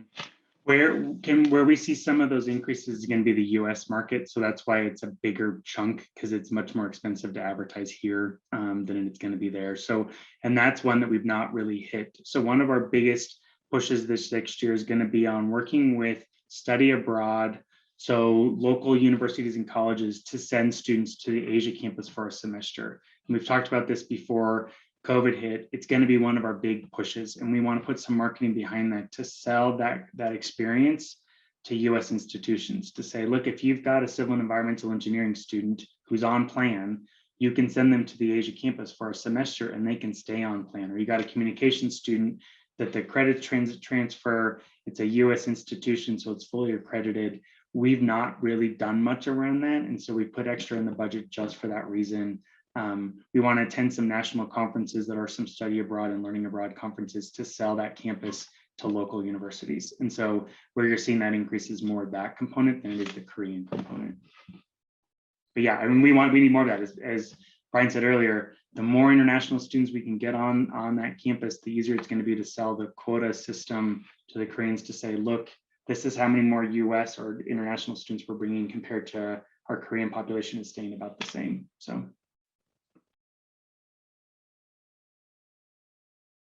Yeah, and also to that point, COVID has dramatically reshaped the study abroad market in many ways, and it shut off a lot of possibilities. And so a number of schools are looking at places that actually have the student support services that Randy has built. So there's, I don't want to talk of it in terms of a product, but if we're talking about marketing, we have this incredible product that is extremely marketable, and there's a huge market. There are a lot of third-party providers who do this type of programming, and it involves hundreds of thousands of students annually. 50 students to UAC annually would have a dramatic financial impact. So it's absolutely worth, making these investments and these efforts, because it's all space available, basis. Yeah, so it's all a win-win for potential partner schools and also UAC. So it's going to be a major push for us. One of the other things that Rob sometimes puts in the slides is what the economic benefit is to the Salt Lake campus. And I didn't see that in this presentation, but it's got to be increasing obviously over time. And so I just noticed it. We can go back and do it, so we can calculate it for this fall with the 72 that are on campus. And we can look back at last year with those that took courses, but you're right, we didn't put it in this year and that was a miss on our part. And it's much bigger. I mean, particularly this fall, again, 72 plus their students that's just our transitioning who hadn't been here, plus our students that were continuing. We can give you that breakdown and I can send that out to the board. All right. Any more questions for Randy on this topic? Okay, Randy, thanks a lot for stepping in and pinch hitting for Rob. The next person on the agenda is Robert Payne on legal matters. So let me hand it over to you, Robert.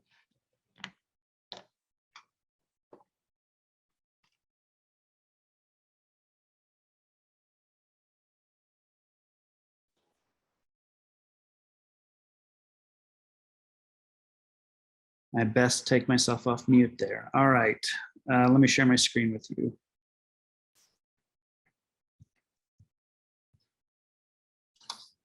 Okay, not a ton to share with you.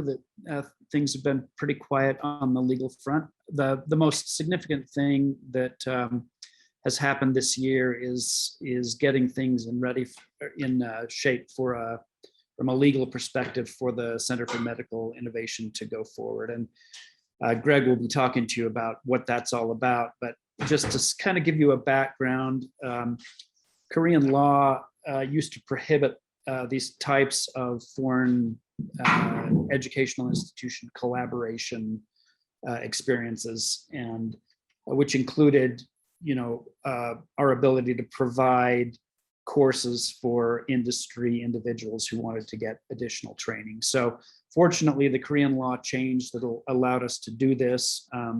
We decided, the campus decided to pursue an extension of the Center for Medical Innovation, which is here on the main campus. But in order to do that, the statutes required the creation of an industry academic cooperation foundation. I think you all know, the Utah Asia campus is a Utah corporation that is that's formed here and then registered to do business in Korea. But this foundation actually has to be a Korean entity. So that was a brand new thing for us. It was something we had to really rely on Korean counsel to help us with. And the purpose of that organization, according to Korean law, is to help to create and operate these collaborative research agreements and relationships. It has the ability to acquire and manage intellectual property rights that come out of those relationships. And that organization is intended to promote the commercialization of new technologies, to compensate inventors, and just to generally encourage entrepreneurship. So we put that with the help of, oops, sorry. What happened here? There we go. Sorry about that.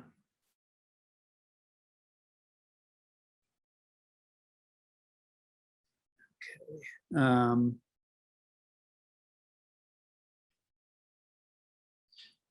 So with the help of our Korean counsel, we formed that organization. My understanding is it's a legal entity in Korea.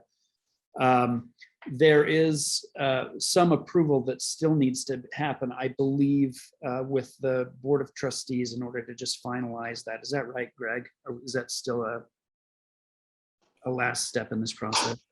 I think there's one final approval step that Randy will take care of. And then right now we are, we've got all the signatures and it's sitting in the Korean government's inbox right now. Okay, great. So all the legal work's done on that. It required some additional things like modification of the Utah Asia Campus bylaws. And I believe that as part of this process, Dennis Owens in our office prepared a written consent from this board to approve of this foundation. So you probably saw it come across your desk, but this is just a little explanation of what we've been doing.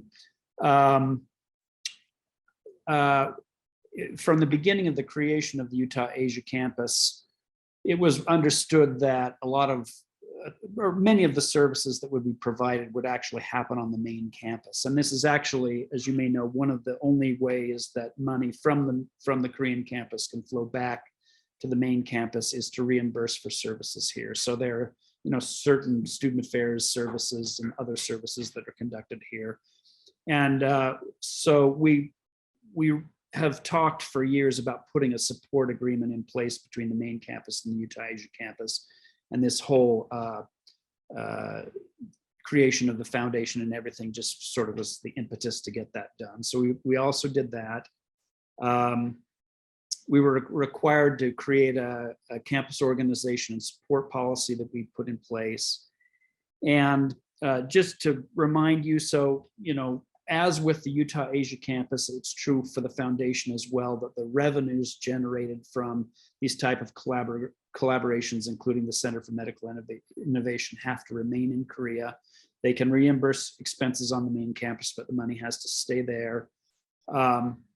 And we want to be super careful when we enter into these collaborative relationships that we're vetting them from an export controls standpoint. The US government is getting really focused on protecting US technologies and research, and is very concerned about who we partner with. So we just want to make sure that whenever we create one of these new collaborations, we're working with Julie McAdams in our office and our outside consultants to make sure that everything's in good shape for that. So that's sort of the legal background for the Center for Medical Innovation. And then the only other issue that we've been having to deal with recently is a complaint from a former student that some of her private information was shared in an improper way. As all of you know, under US law, FERPA governs that issue and requires us to protect student educational records and only to disclose them with student consent, except in various certain exceptions. So Korean law has a similar legal requirement. And interestingly, this student filed a complaint with the US government about her information being shared. That was looked at briefly and dismissed by the US government. And she then went to the Korean government, but for some reason decided not to pursue that. There's a mediation process that we can go through. She started that process and then withdrew it. And what we don't know is whether or not she's going to pursue some type of individual legal claim, and hopefully not, but if she does, we'll engage our Korean counsel to deal with that. So those are the two issues I have for you. Are there any questions? All right, thanks. Okay, thank you, Robert. We're going to pivot back to Greg, who will discuss graduate programs. All right, thanks everybody. This is going to be a pretty short conversation, I think. As you know, we have two graduate programs on campus, biomedical informatics and Masters of Public Health, both of which we really enjoy having on campus. Right now, both of those programs, I think you also know those are self-support, so that they control every aspect of their own operations. And so I've been working with both BMI and public health to think about like what if any is the long-term vision around the future of those programs here. And COVID took a real hit on how we could offer those, because how those are offered are slightly different than our traditional programs here. And so there's some new leadership in BMI. They are going through a decision-making process on the future of BMI at the Asia campus. I think we're in process on that, and Julio, you can jump in if you want, but we're going to try to make some decisions on the future of that program, whether or not we want to continue to offer that program. And then I've been working with Stephen Lacey. Stephen and his group are reimagining how they're going to provide courses here. In the past, they've been doing the 5-week block session option, and their department is going through a strategic planning process to determine what the best mode of instruction will be for them as well.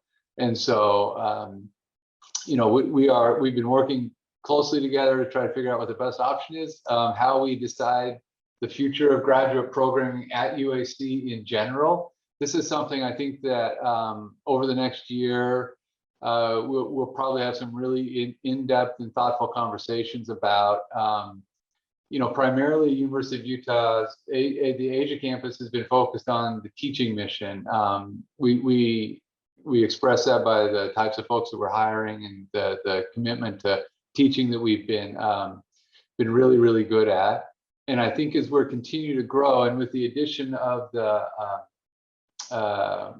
Academic Industry Collaboration Foundation that Robert just mentioned, it may be able to open some doors on research collaborations and research faculty and exchanges and so forth that we have not been able to do because of the Korean policy so far. And I'll explain that a little bit more as we move along. But over the course of the next year, I think that something that we can consider, both you programmatically and then the leadership at UAC and in Salt Lake can consider, is what if we want Utah Asia campus to commit to graduate education, if we want to commit primarily to undergraduate education, or if we want to create some sort of a mix and be able to do all of those things and do them really effectively. And so there's not a lot to add on this. I don't know if Stephen or Julio want to add anything else, but really the idea is that as we think about strategic planning moving forward, how does graduate programming fit into UAsia campus's long-term strategic plan? So yeah. I'll just add that I'm excited about this. I think we've had a lot of change in public health, which has led to my arrival. Public health is also having a moment globally, so I think there's traction there. And so I know that I'm committed to making this work. We're scheduled to have our plan. So Greg and I are talking on a quarterly basis in a dedicated way about this. I know we're committed to having a plan on how we're going to go about course delivery into the future by the end of this year so that we could implement this for fall 22. So I'm excited about it. And I think, especially with the notion of building research programs, I think that's a plus for retaining graduate programs in the future. It'll probably be essential to this. So I'm looking forward to making this happen. Thank you. Yeah, thanks, Steve. Yeah, DVMI is going through a transition of leadership. We have a new chair, and we need to evaluate the program. Also, the department is going through a big transition because the number of aging faculty and needs to recruit new faculty and the like. So it may take us a little bit longer than Stephen to figure out how to do it. But I think that in hindsight, one of the things that we learned is that because graduate programs are so intimate connected with research, to have a standalone graduate program with a research component probably is unfeasible. I mean, the reality of American universities is that research subsidize graduate education at a great extent. So I think that we learned that we probably should increase our research footprint in the campus to reinvigorate the graduate program. I think that having the Center for Medical Innovation there, there can be a lot of synergy in between many of the things that they do and informatics. And I think that once that the research programs are built up, it will be a much more natural connection to restart our graduate program, because we have really very low enrollments that make the programs financially not sustainable, and then with the pandemic caused real problems for us because we couldn't travel as much as needed. So our focus for the next year really is to make sure that the commitments that we made to the students are fulfilling one way or another, and we graduate the students that are in the program, and then we will reassess how to reinvigorate the program. So I'm happy to answer any questions. Thanks, Julio. Greg, has there been any talk about joint programs with Korean universities? Because I think that, to be honest, that would be a good place to start for us. That's a good question, Mike. I don't think that we have talked about this. Randy, you can jump in here too if we remember, but we have not talked about like collaborating with some of the local universities in terms of, you're talking about resource sharing and student crossover and all that stuff. Well, and even class sharing and stuff like that, because I mean, to put together a full graduate program for us would be a lot of classes. Right. But if we could partner and do a dual degree program with Yonsei or Seoul National or somebody, where half and half or some combination that made sense, and they could get both degrees, would be great. And I just don't know if it's feasible. Yeah, that's a good question, Michael. And I'm not sure. Maybe I don't know if this is something where Dan you want to hop in or something, but if I just don't know. That's a good question. I can comment on some of the things that we try to do. One of the problems that the biomedical informatics program had is that there is not a natural feed from the undergraduate programs in the Asia campus, where we're much more on the social sciences and stuff like that. With the increase of computer engineering and other more engineering and science related disciplines, I think that we will see some improvement on that. But we explore joining forces with Stony Brook, that has a very, very strong computer science program there.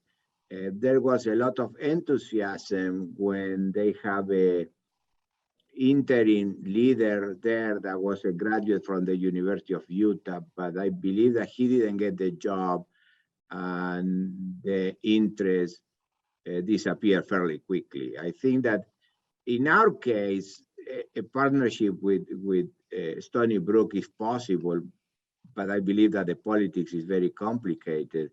Will be very, very natural because they already have a very strong computer science presence there. Competing with the Korean universities, I don't know. We didn't explore that.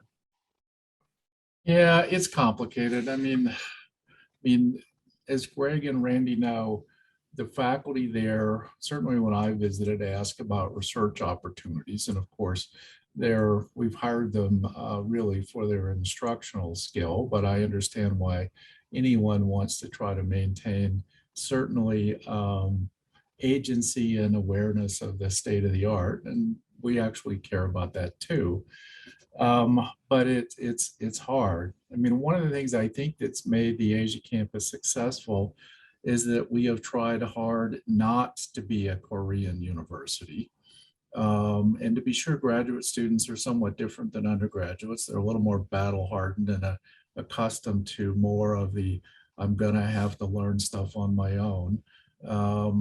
But I think there is some risk of brand dilution if we were to do that. I think, Julio's point is right. I mean, there's another risk of brand illusion, which is partnering with some of the non-Korean universities on the Yenchang campus, but there might potentially be some mutual advantage to think about that in some areas, because we're mostly united by a belief in a Western style education. And that's, I think, some common ground that might work. I think the other one that's kind of problematic for, if you will, STEM disciplines, not exclusively, but particular to them, is a whole set of issues around lab infrastructure and other kinds of things that would facilitate certain kinds of research. And I think that one is one we'd have to step really knowingly about the expenses relative to the ROI if we were to go down that path.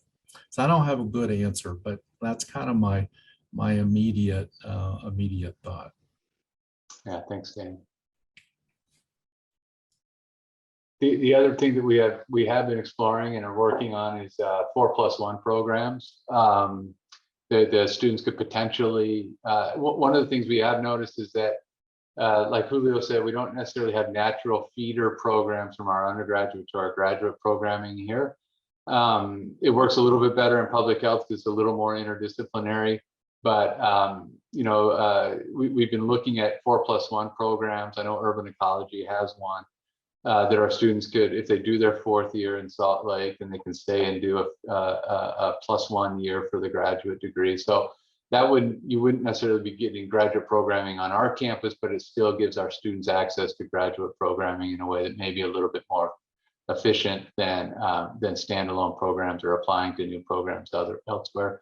That's something we could explore. But again, I think this is a big conversation that we need to have, that the board needs to have, on whether or not this is something that we should commit to, or we stay the course with what we've been doing, and which is as the evidence suggests, we're becoming quite successful at.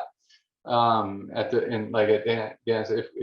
we're trying to turn the ship too early, we don't want to cause any harm there either. And so this should be an ongoing conversation, I believe, and hopefully we can continue to have these conversations.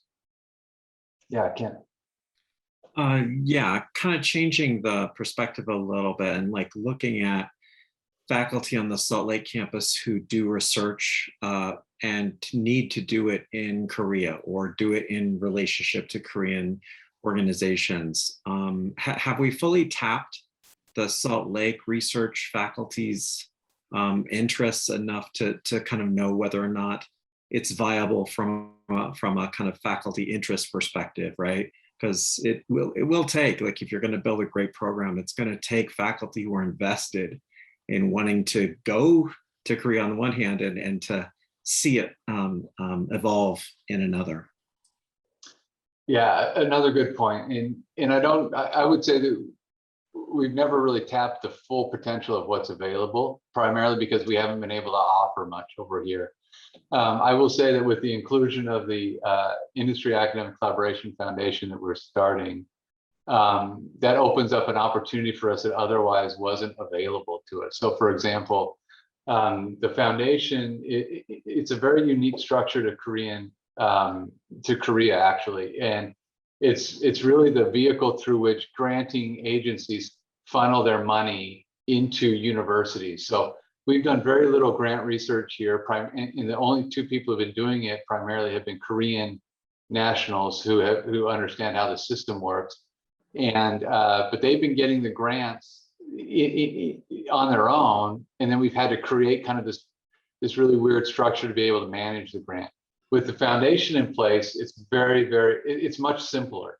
So if you have faculty that are interested in doing substantive research in a Korean context and want access to Korean grants or research projects, we now actually have the capacity to do that, whereas prior to this, it was a much more complicated process. So, we haven't talked about it. We haven't tapped full potential because we haven't been able to offer much, but I think with the inclusion of the foundation, we're able to offer a little bit more.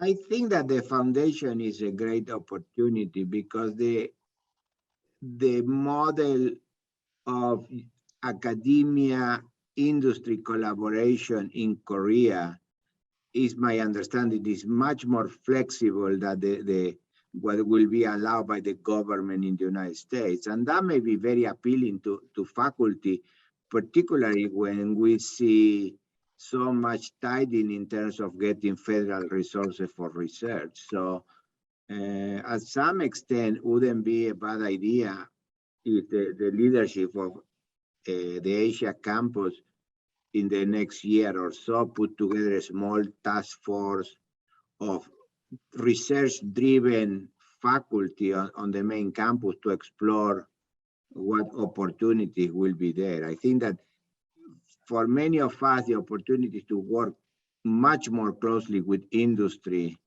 will be very, very appealing. But you know, as Ken said, we will need to provide a very strong carrot to our faculty to pay attention to that. And the carrot may be a very, very strong collaboration with industry. So maybe it will be useful for Greg, you to think about if we need a little task force of people that are very research oriented on campus and look at those things. Yeah, good suggestion, Hugo.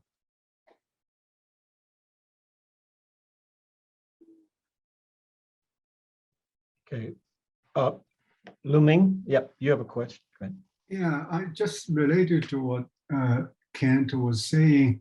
Greg, I suspect you might be talking about this in your upcoming presentation, but you mentioned early on about faculty exchange and faculty research collaboration.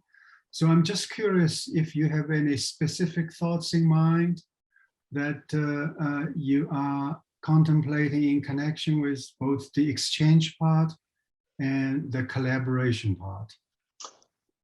Yeah, great question. I mean, and I think in part this foundation opens up some windows for us in that realm as well. So, for example, if a Korean or if a faculty member wanted to come do research in Korea as a research faculty, then it's much easier to support them financially through the foundation. And essentially we could potentially create these sort of joint appointed positions where you could be a research faculty at the university, at the UAsia campus, and still hold your, still work from your home campus as well. And those could be finite appointments, or someone could come and serve as a research faculty with a lower teaching load at UAC, supported by their research grants that they're getting here, and then that could compensate their, that could pay for their portion back to the UAC. So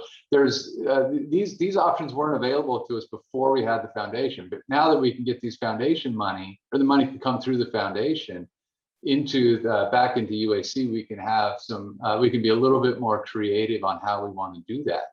I'm thinking particularly about short-term visits. So faculty who want to come and do their sabbatical and doing research in Korea, this could be a way we could support those sabbaticals, or whether they want to just take a semester and we can exchange a faculty for a faculty member. I think one of the things that our faculty member here in Songdo are interested in is closer relationships with the home department.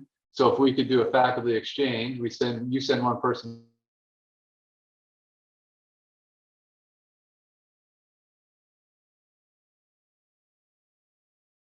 Now, looks like We lost him.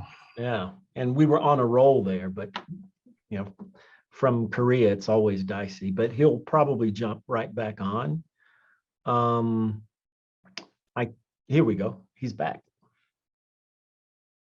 Okay, you're back. I'm back. Yeah, sorry about that. But ultimately, the idea that we could exchange faculty for a semester or for a year, or our faculty could get a chance and go teach in a home campus to be mentored by you all, while one of your faculty are here mentoring our faculty. I think those would be a really appealing to us, and we could figure out how to support that. Thank you, Greg. Okay. Any other questions, comments about graduate programs? All right, good. We're making good time. We're going to move on to the next agenda item, and that would be marketing updates from our program development and communications guru, Cherie Daly.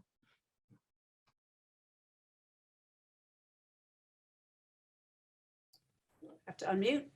Hello, everyone. So a couple of years ago, I updated the board on some of the initiatives that we were undertaking to help build some awareness about the Asia campus in the Salt Lake campus and environs beyond. So some of this is about that, and also just talking about dovetailing into some of the information that came from Greg and Randy about how our teams are really working together now. So certainly with Greg in position as the new CAO, and with some additions of some very talented folks on the marketing team at the Asia campus, it's really given us an opportunity to work together as the as the Office for Global Engagement marketing team, as the Asia campus marketing and PR team, and as the university marketing and communications team. And for the first time in the 5 or 6 years since the Asia campus started, we're really working together on coordinated approaches, consistent messaging, and really looking at how do we craft messages for the different audiences we all speak to. As an example of that, and some of this you've seen in, it was great to see this in your presentations, Greg. I wanted to deconstruct some of the intentional changes we've made to the branding so that everybody understands why we've done what we've done and how that's really been in support of bringing more awareness about the Asia campus. The first is the development of a new icon, which we did as a team. We were aware that, especially on campus at the Salt Lake campus, when you see the block U, sometimes the words that go with it become a bit of a blur because it's such a consistent element of the branding on campus. So what we wanted to do is add an element to that branding that really spoke to Asia, so that when someone saw the block U, they would also see an element that would evoke Asia. We worked very closely with our colleagues in Korea to make sure that we developed an icon that was not only evocative of Asia, but that was very specifically Korean. This is the Namdaemun Gate, sorry, in Korea. So we specifically pulled something that was representative of Korea, so that if you're outside of Korea, you may not recognize that you see Asia. If you're in Korea, you recognize that icon. The second element that you'll see here is the logo update. The logo references the textual elements. Asia campus was kind of lost and subsumed under the University of Utah brand, which was a detriment when people were trying to use that brand as a way of highlighting the Asia campus. So the fact that we brought the Asia campus up to prominence, and then we actually added South Korea so that someone could see that brand, recognize and identify and locate where that campus was very helpful to us. Additionally, from an editorial style, and I've noticed that we're still doing this, understandably, it's very easy to shortcut to UAC when we speak, when we are typing. UAC was becoming an issue, and we found this in the social media that was coming out of the Korea campus. There was just references to UAC, so that if you saw an Instagram post or you saw something that would come into your feed and you didn't know that UAC represented University of Utah Asia campus, it was, once again, we're losing an opportunity to educate people about the Asia campus, that it exists and that it might, pique some curiosity as to what that might be. So from an editorial style, and we've worked very closely with our marketing communications team here and at the Asia campus, we're using University of Utah Asia campus. It's in the published editorial style now, and we'll use Asia campus as the kind of shortened version of that. I totally get that it's a lot more to say and more to type, but we're trying to really work as a team to make sure that people understand and start to build on that recognition of that identity. One of the other things, in conversation when Greg first started about what his goals are for this campus, we came to this tagline, slogan, that we're really developing global leaders, that the fact that we have students coming from the Asia campus to the University of Utah campus in Salt Lake, that we're now sending more and more students from the Salt Lake campus to the Asia campus. These are things that develop global leadership skills. You start to learn intercultural communication skills. We're getting students out of their box around comfort in dealing with different cultures and dealing with different people. And so we really wanted to leverage that. You know, it's not just a totally in Korea experience, and for US students who participate, it's not just a totally US experience. So we're really leveraging this message throughout a lot of the materials that we're starting to put out. So a lot of what you're going to see here today is representative of the efforts that we're making to increase our brand awareness on campus and to really reach out to those Salt Lake students. And as Randy mentioned, this will be something that we can expand to a student population, US student population outside of the University of Utah if we wanted to bring more learning abroad students. So as I mentioned, this is really about raising awareness, educating and recruiting Salt Lake campus students to take advantage of the international opportunities that we have.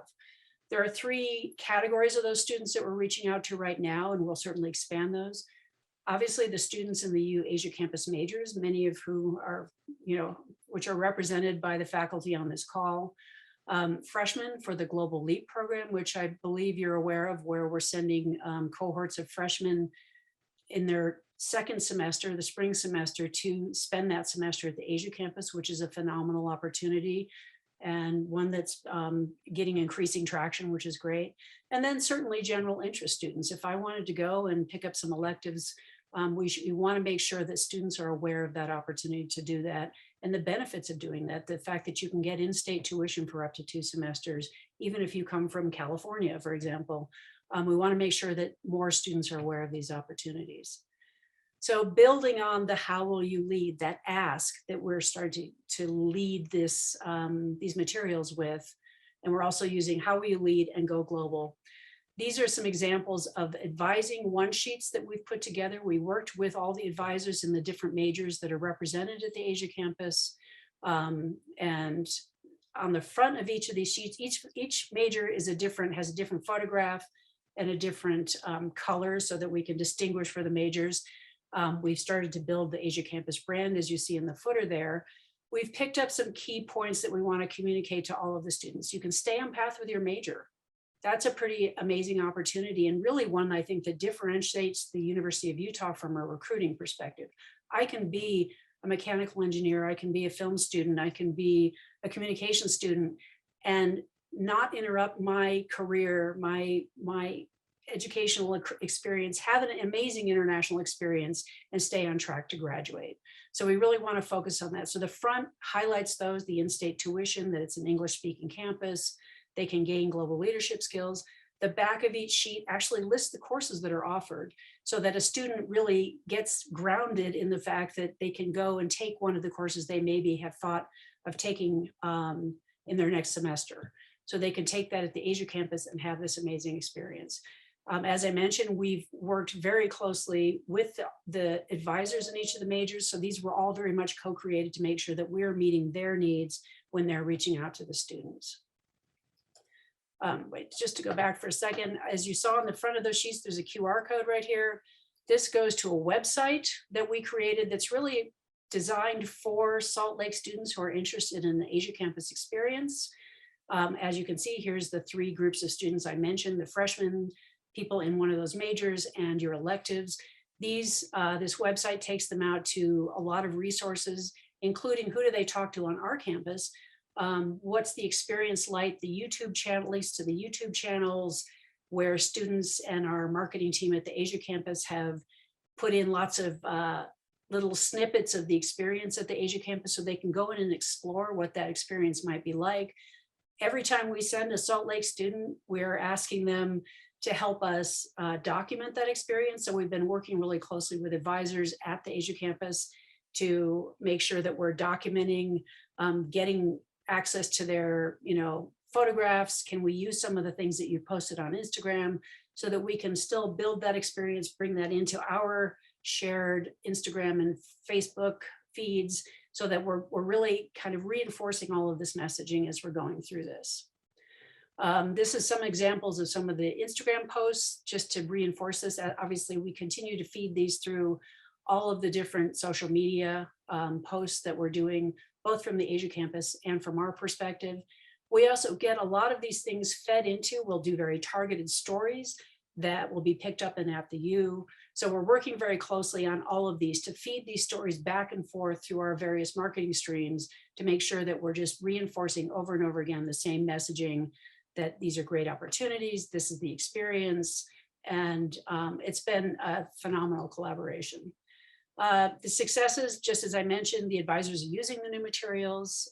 We also created tabling kits. So we have table covers and all these one sheets that we've created. In addition, we got the Namdaemun gates printed, 3D printed. So we've got crates that are set up with these tabling materials that we're giving people to check out to do tabling events if they wanted to advertise these experiences available at the Asia campus. As a side note, I think this is really important for our overall opportunity to differentiate the University of Utah campus and as a recruiting tool for bringing people to the Salt Lake campus.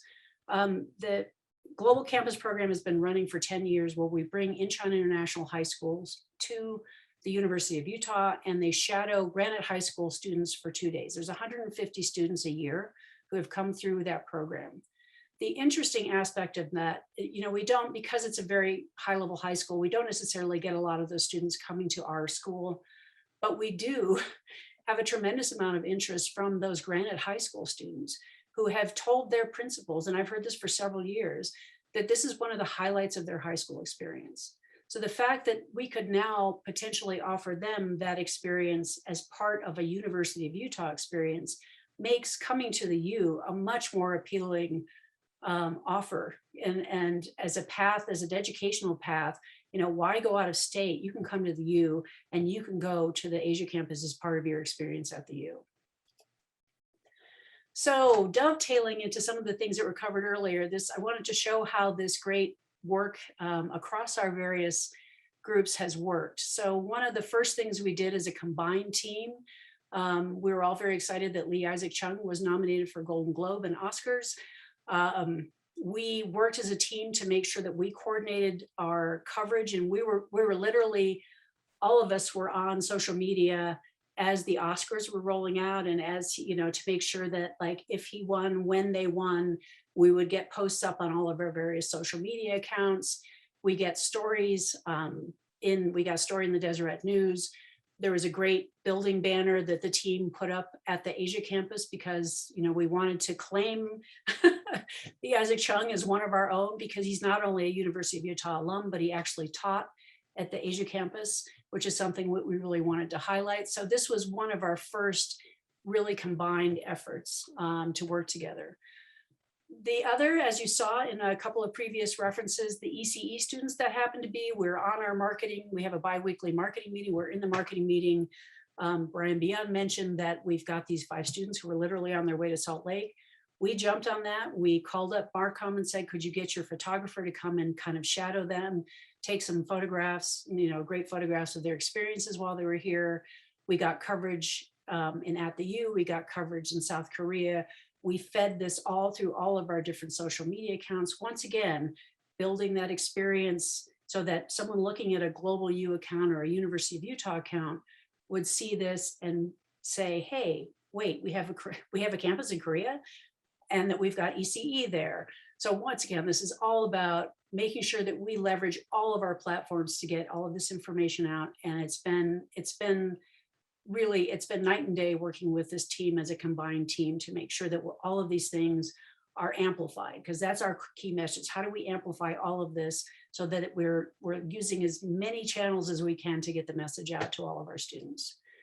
And as you also saw, just following on the information system students were here, we always, as I mentioned, we always reach out to the students to say, hey, can we kind of tag on what you're doing and make sure that we can amplify that through our channels so that we can get those experiences out beyond whatever their local, set of friends might be. So once again, very, phenomenal opportunities to make sure that we get all this out to all of our potential, students who are interested. Next steps, we're very interested in making sure that we have materials available and probably a regular training sessions for our folks at admissions and financial aid.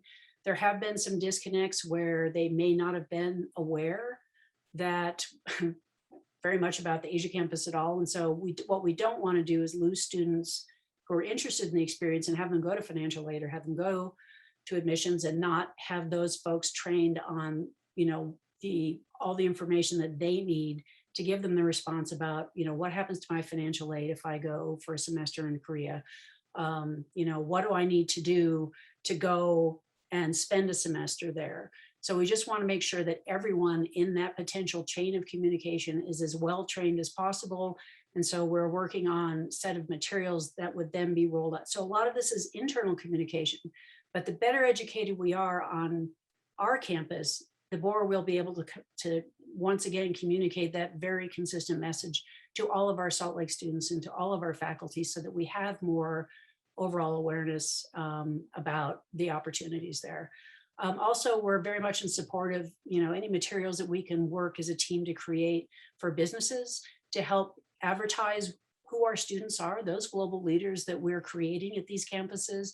We want to make sure that those materials support, getting more internships, having employers look at our students as students a step above those who may be graduating from different universities, that they really understand how our students are differentiated in that marketplace. So on that, I think I'm done. Happy to answer any questions.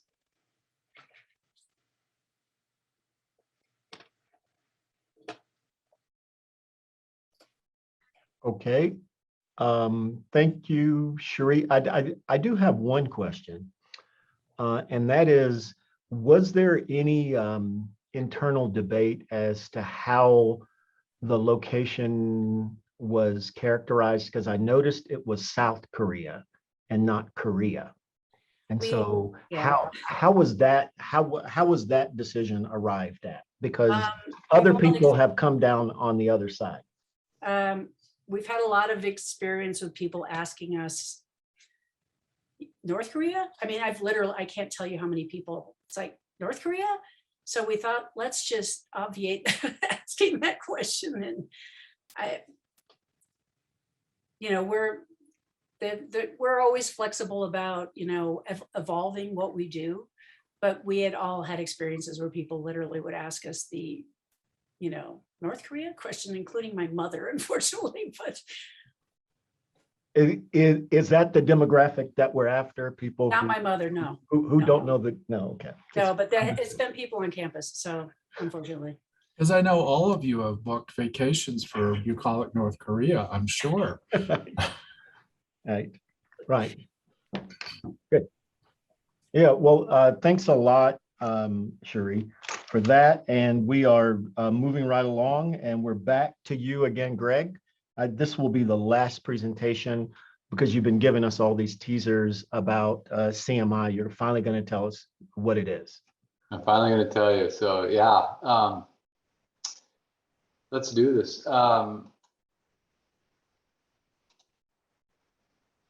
Actually, let me do this.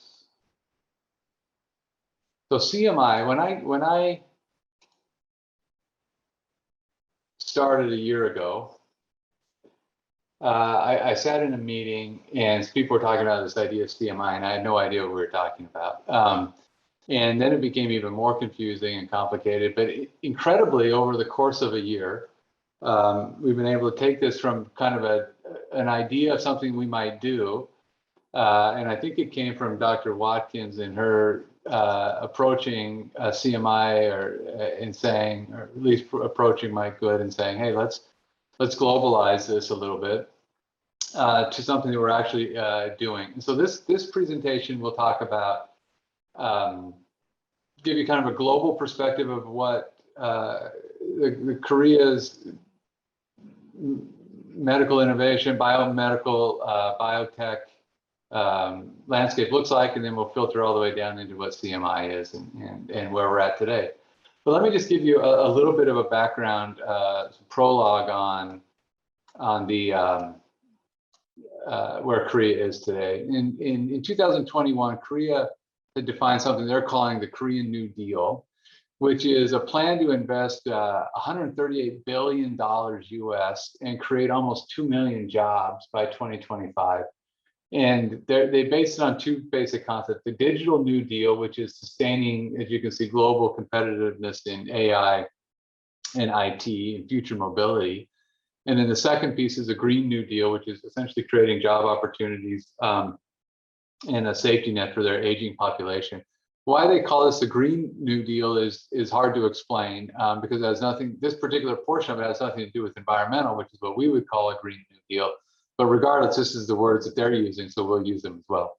But the focus for us with respect to CMI and the Industry Academic Collaboration Foundation is this idea that Korea is going to heavily invest in sustainable global competitiveness around IT, future mobility, AI, and so on. And so the way I'm going to run through this presentation today will be, we'll talk about the Korea biomedical industry a little bit, CMI's mission, CMI Asia development phases, and then we'll talk about the team. But let me talk a little bit about the background. And you can see from this chart that there has been significant growth over the past 4 or 5 years in what they call K-Bio, Korean biomedical research. And Korea biomedical R&D is really been a heavy government investment, and it's been on this particular government's mind. And as you can see, Korea, like I mentioned earlier, is one of the oldest nations in the OECD group. And the federal government has really committed to strengthening these so domestic pharmaceuticals, creating a healthcare system that meets the needs of the population. And then, so as a result of that, they're rolling out all these different measures to develop this global biotech and medical industry. Interestingly, we just found out maybe within the past 2 or 3 months that Korea offered up sort of this competition for where they were going to hub their bio and medical industry. And there were 3 different areas that were competing for this. And Songdo, area just across the street from us, is chosen as the place where they're going to hub this, where they're going to invest in. It's called District 11. And this is where the primary investment is going to be, which is also really important for our relationship here. But there's sort of 3 key areas to the Korean New Deal here. There $345 million will be invested in the biomedical industry over the next few years. And there's 3 primary areas. One is digital medical technology, which is smart hospitals. We visited, when Brian was here in August, we visited Inha University Hospital, and they were talking about their new robotic surgery tools. I think it's called the Da Vinci robot. They're investing in these specialized clinics. The second area is in digital healthcare services, so IoT sensors and then AI speakers. And the third area is in this notion of in wearable devices for long-term medical conditions and then for metabolic disorders.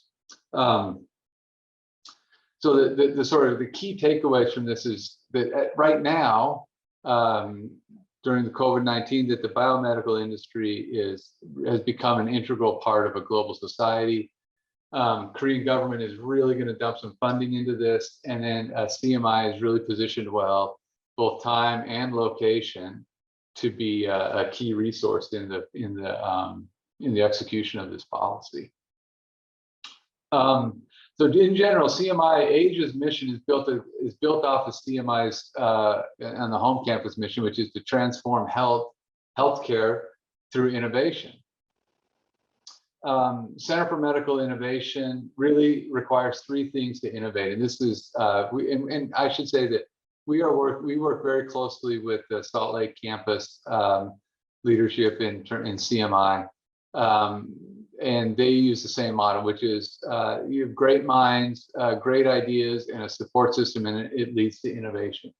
And the objective here for CMI Asia would be to increase the UACs, and again, Sherry, I apologize. I did this over and over again in this presentation, but I used UAC, or I should say UAC campus, but we increase our educational profile, increase student recruitment as they have opportunities to participate in the research projects going on here, increase the Asia campus recognition throughout the region as being a player in this biomedical field, and then to secure financial support for UAsia campus. Again, I talked earlier about diversifying our revenue portfolio. This is something the Korean government is really interested in. They, to date, haven't given us opportunities to diversify, but with the inclusion of the foundation and the opportunity to bring CMI here, it gives us this opportunity to sort of diversify the way that we generate revenue.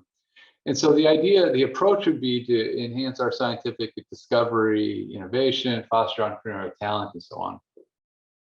And really one of the pieces that's really important for Korea is this idea that we can provide opportunities for global commercialization. This is sort of a diagram on how it all fits together. Robert talked about, Payne talked earlier about the creation of the foundation, and the foundation sits within the UAsia campus. The leadership of the foundation is part of the leadership of the campus. So I'll hold the dual role. And this is what Korea requires, is that somebody in their leadership holds the role of the foundation, of the president of the foundation. And then within the foundation, we can create these different research hubs or research centers. So right now, the piece in the foundation is CMI Asia, but that can expand to lots of different things. We've talked with Florian about potentially bringing the Center for Engineering Innovation over. We've talked, you can have a faculty research center just focused on faculty research. We can hire research faculty who have no center affiliation, but just want to do their research. But it all sits under this umbrella of the foundation. Right now, like I said, CMI Asia is the key driver of the foundation. It's why we created it. And the goal of the foundation, or of CMI Asia, is to create and nurture successful Asian startups. We create a positive innovator image for the UAC, and then again secure some grant resources. About 4 months ago, the Ministry of Trade, Industry, and Energy, who supports foundations around the country, invited the 4 universities on this campus to give a presentation on what we would use our foundations for. And so we talked about CMI Asia and about how we would really work with industry and collaborate using, like staying true to the mission of an academic industry collaboration foundation. And of the 4 universities, ours was by far the most well received. The Director General of MOTI spoke after we all gave our presentations and mentioned ours specifically as a key, as a model for how we can really take these foreign universities and create these foundations. Again, and just for repetitiveness sake, we, as of September of last year, about a year ago, they passed legislation that allowed us to create these foundations. Prior to that, we weren't able to do so. So with all of that in mind, the goal, the way to implement that is modeling what we do in Salt Lake, and that is to develop and sustain these relationships with these key stakeholders in the Korean biomedical industry, and then working closely with Salt Lake to leverage those resources and reputation in the Asian region. And so, if you recall, I showed you our Korean advisory board a little while ago, and on that board were people from the medical industry, people from government agencies, people from bio industries, and these people all be designed to help support CMI Asia as we go forward. I'm going to talk a little bit about the development phases of CMI Asia and give you some sort of key milestones and timelines that we're shooting for to make this a successful program.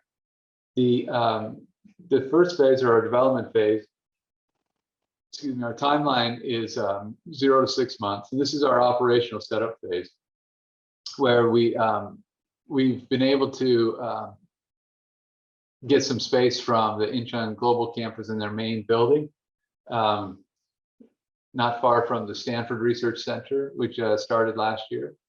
During this operational setup, we'll work on sort of the functional aspects of getting workspace and equipment and so on, and then coordinating with UAC.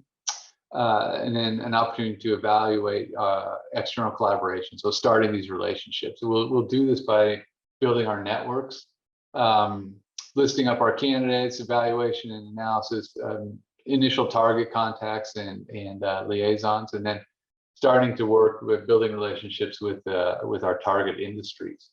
Our milestones, we expect to be able to get the groundwork laid and sometime within the next 6 months, hopefully during when there'll be less quarantine requirements, that we can invite many of you from the home campus over and we can do a grand opening, which is really important in Korea that we do this, but we want to do it with some of you over here as well. So we want to do that sometime in 0 to 6 months.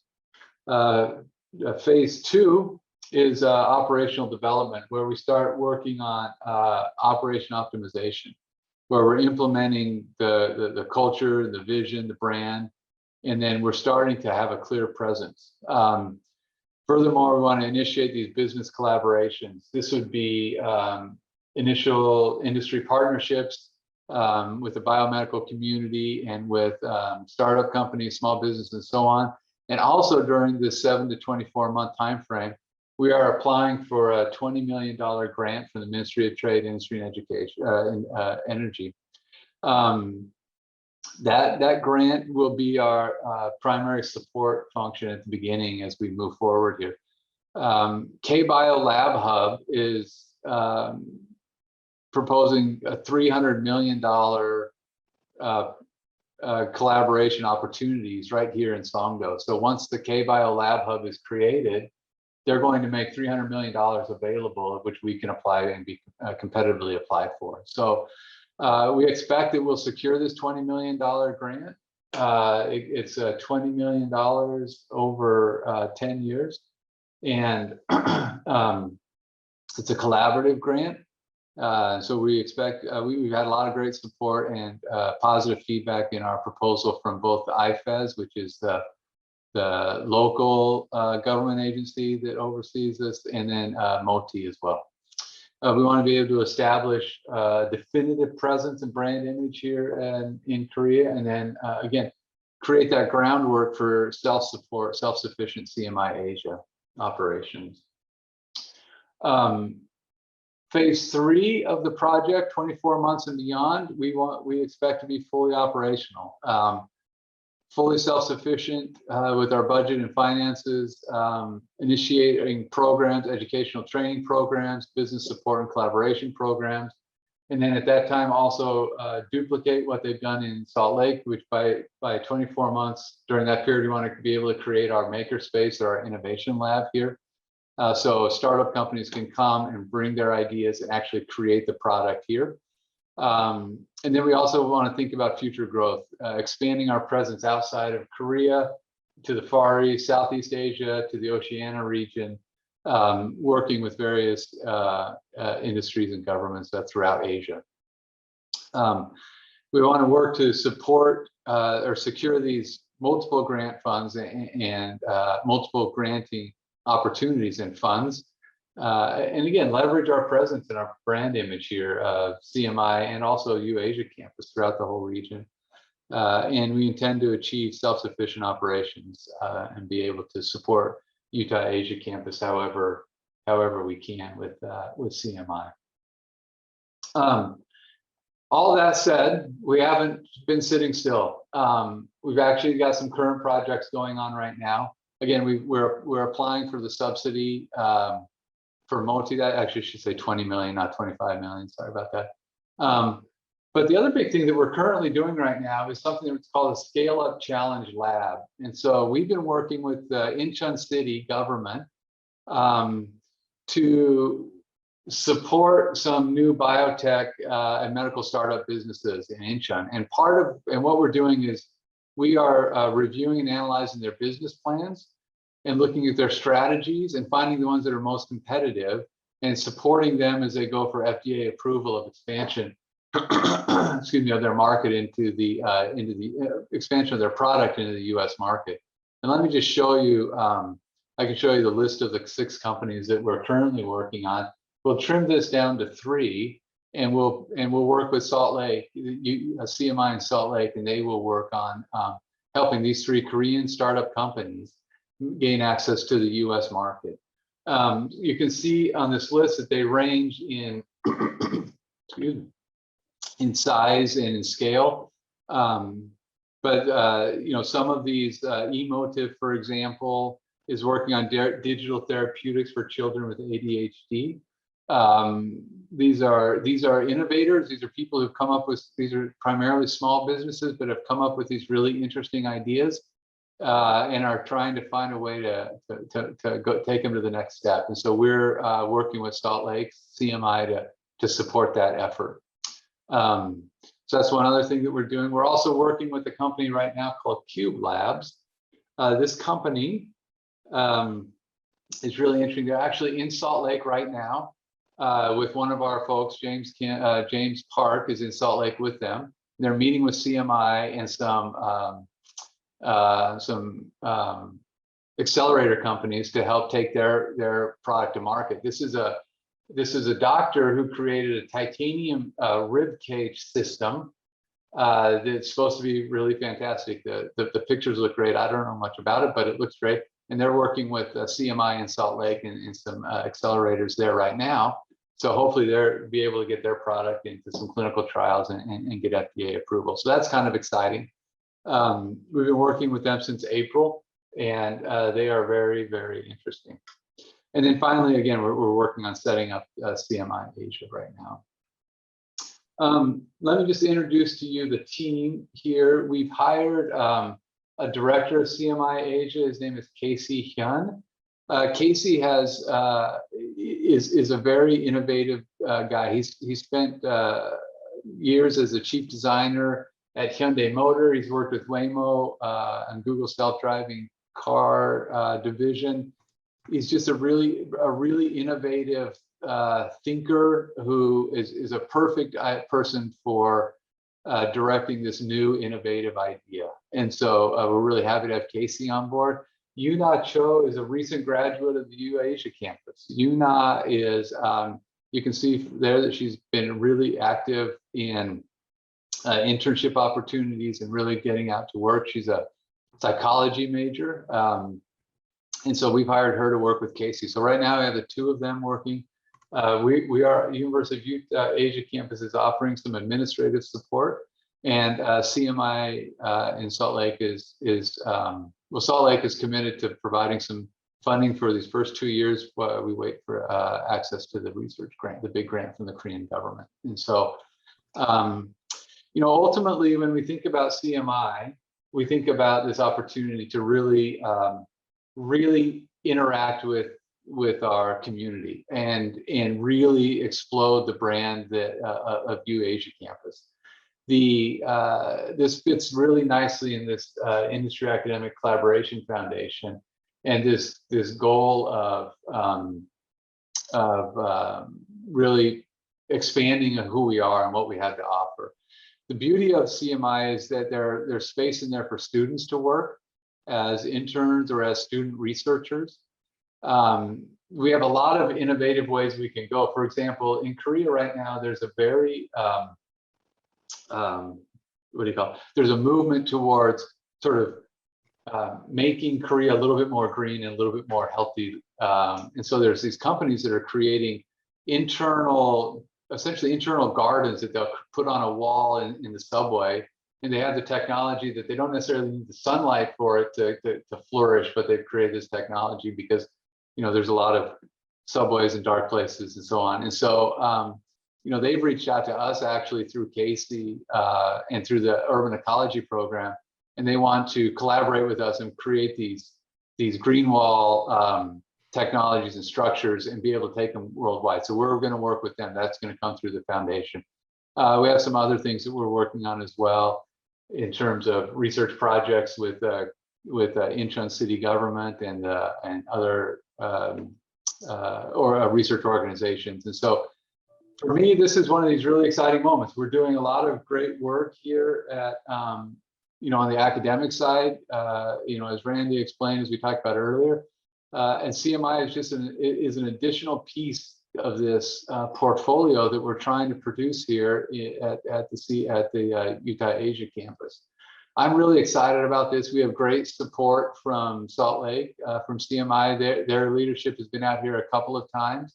We've met with Seoul National University, with NI University. We've met with a lot of our partners or potential partners. We've worked with some accelerators here in Korea that can help us think about ways to get these Korean companies into a global marketplace. And really that's what Moti is very interested in, and we're interested in as well. And so I think in a nutshell, that's what CMI is.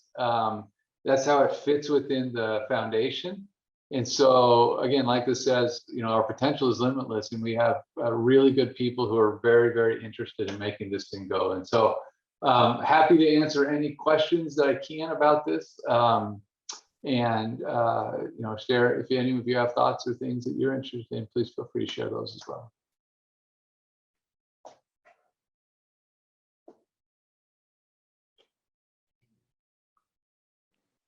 So Greg, there are a lot of technologies available in Salt Lake City campus.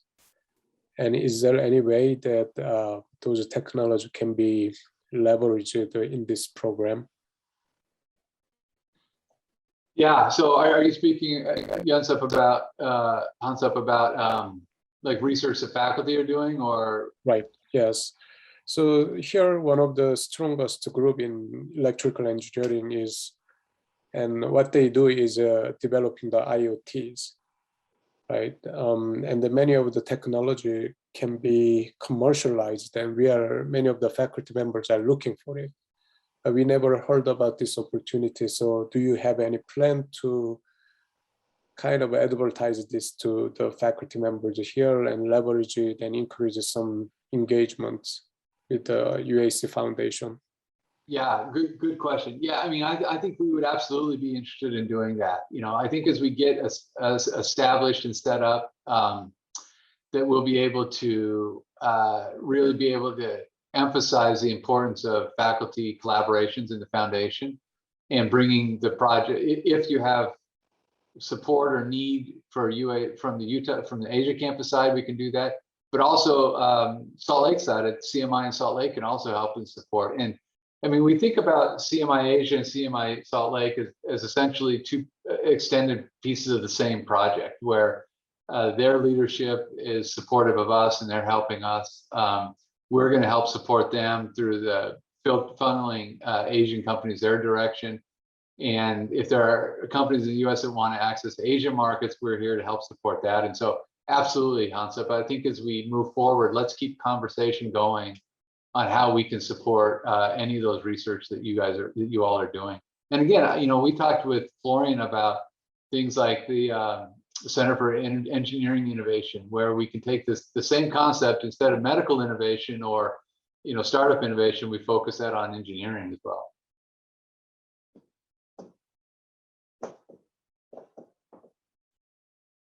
Great. Okay. Sorry, one last thing. The other piece that we found is really attractive about this, and I mentioned before, but is being able to bring your students into this project, into this foundation as well. I mean, we feel like if we can't support our students, then we shouldn't be doing it. And so I think as you're thinking about student development and thinking about how we can support your students, let's include this foundation and this idea of CMI in there as well. Right. Thank you. Yeah. Thank you, Greg. And similar to what I said just after Randy's presentation, that if you really want a powerful illustration of what engagement looks like, this is exactly it. And to get and looked at together, it's also an illustration of ensuring student success and all that. So I am super excited about the possibilities and supporting you in this.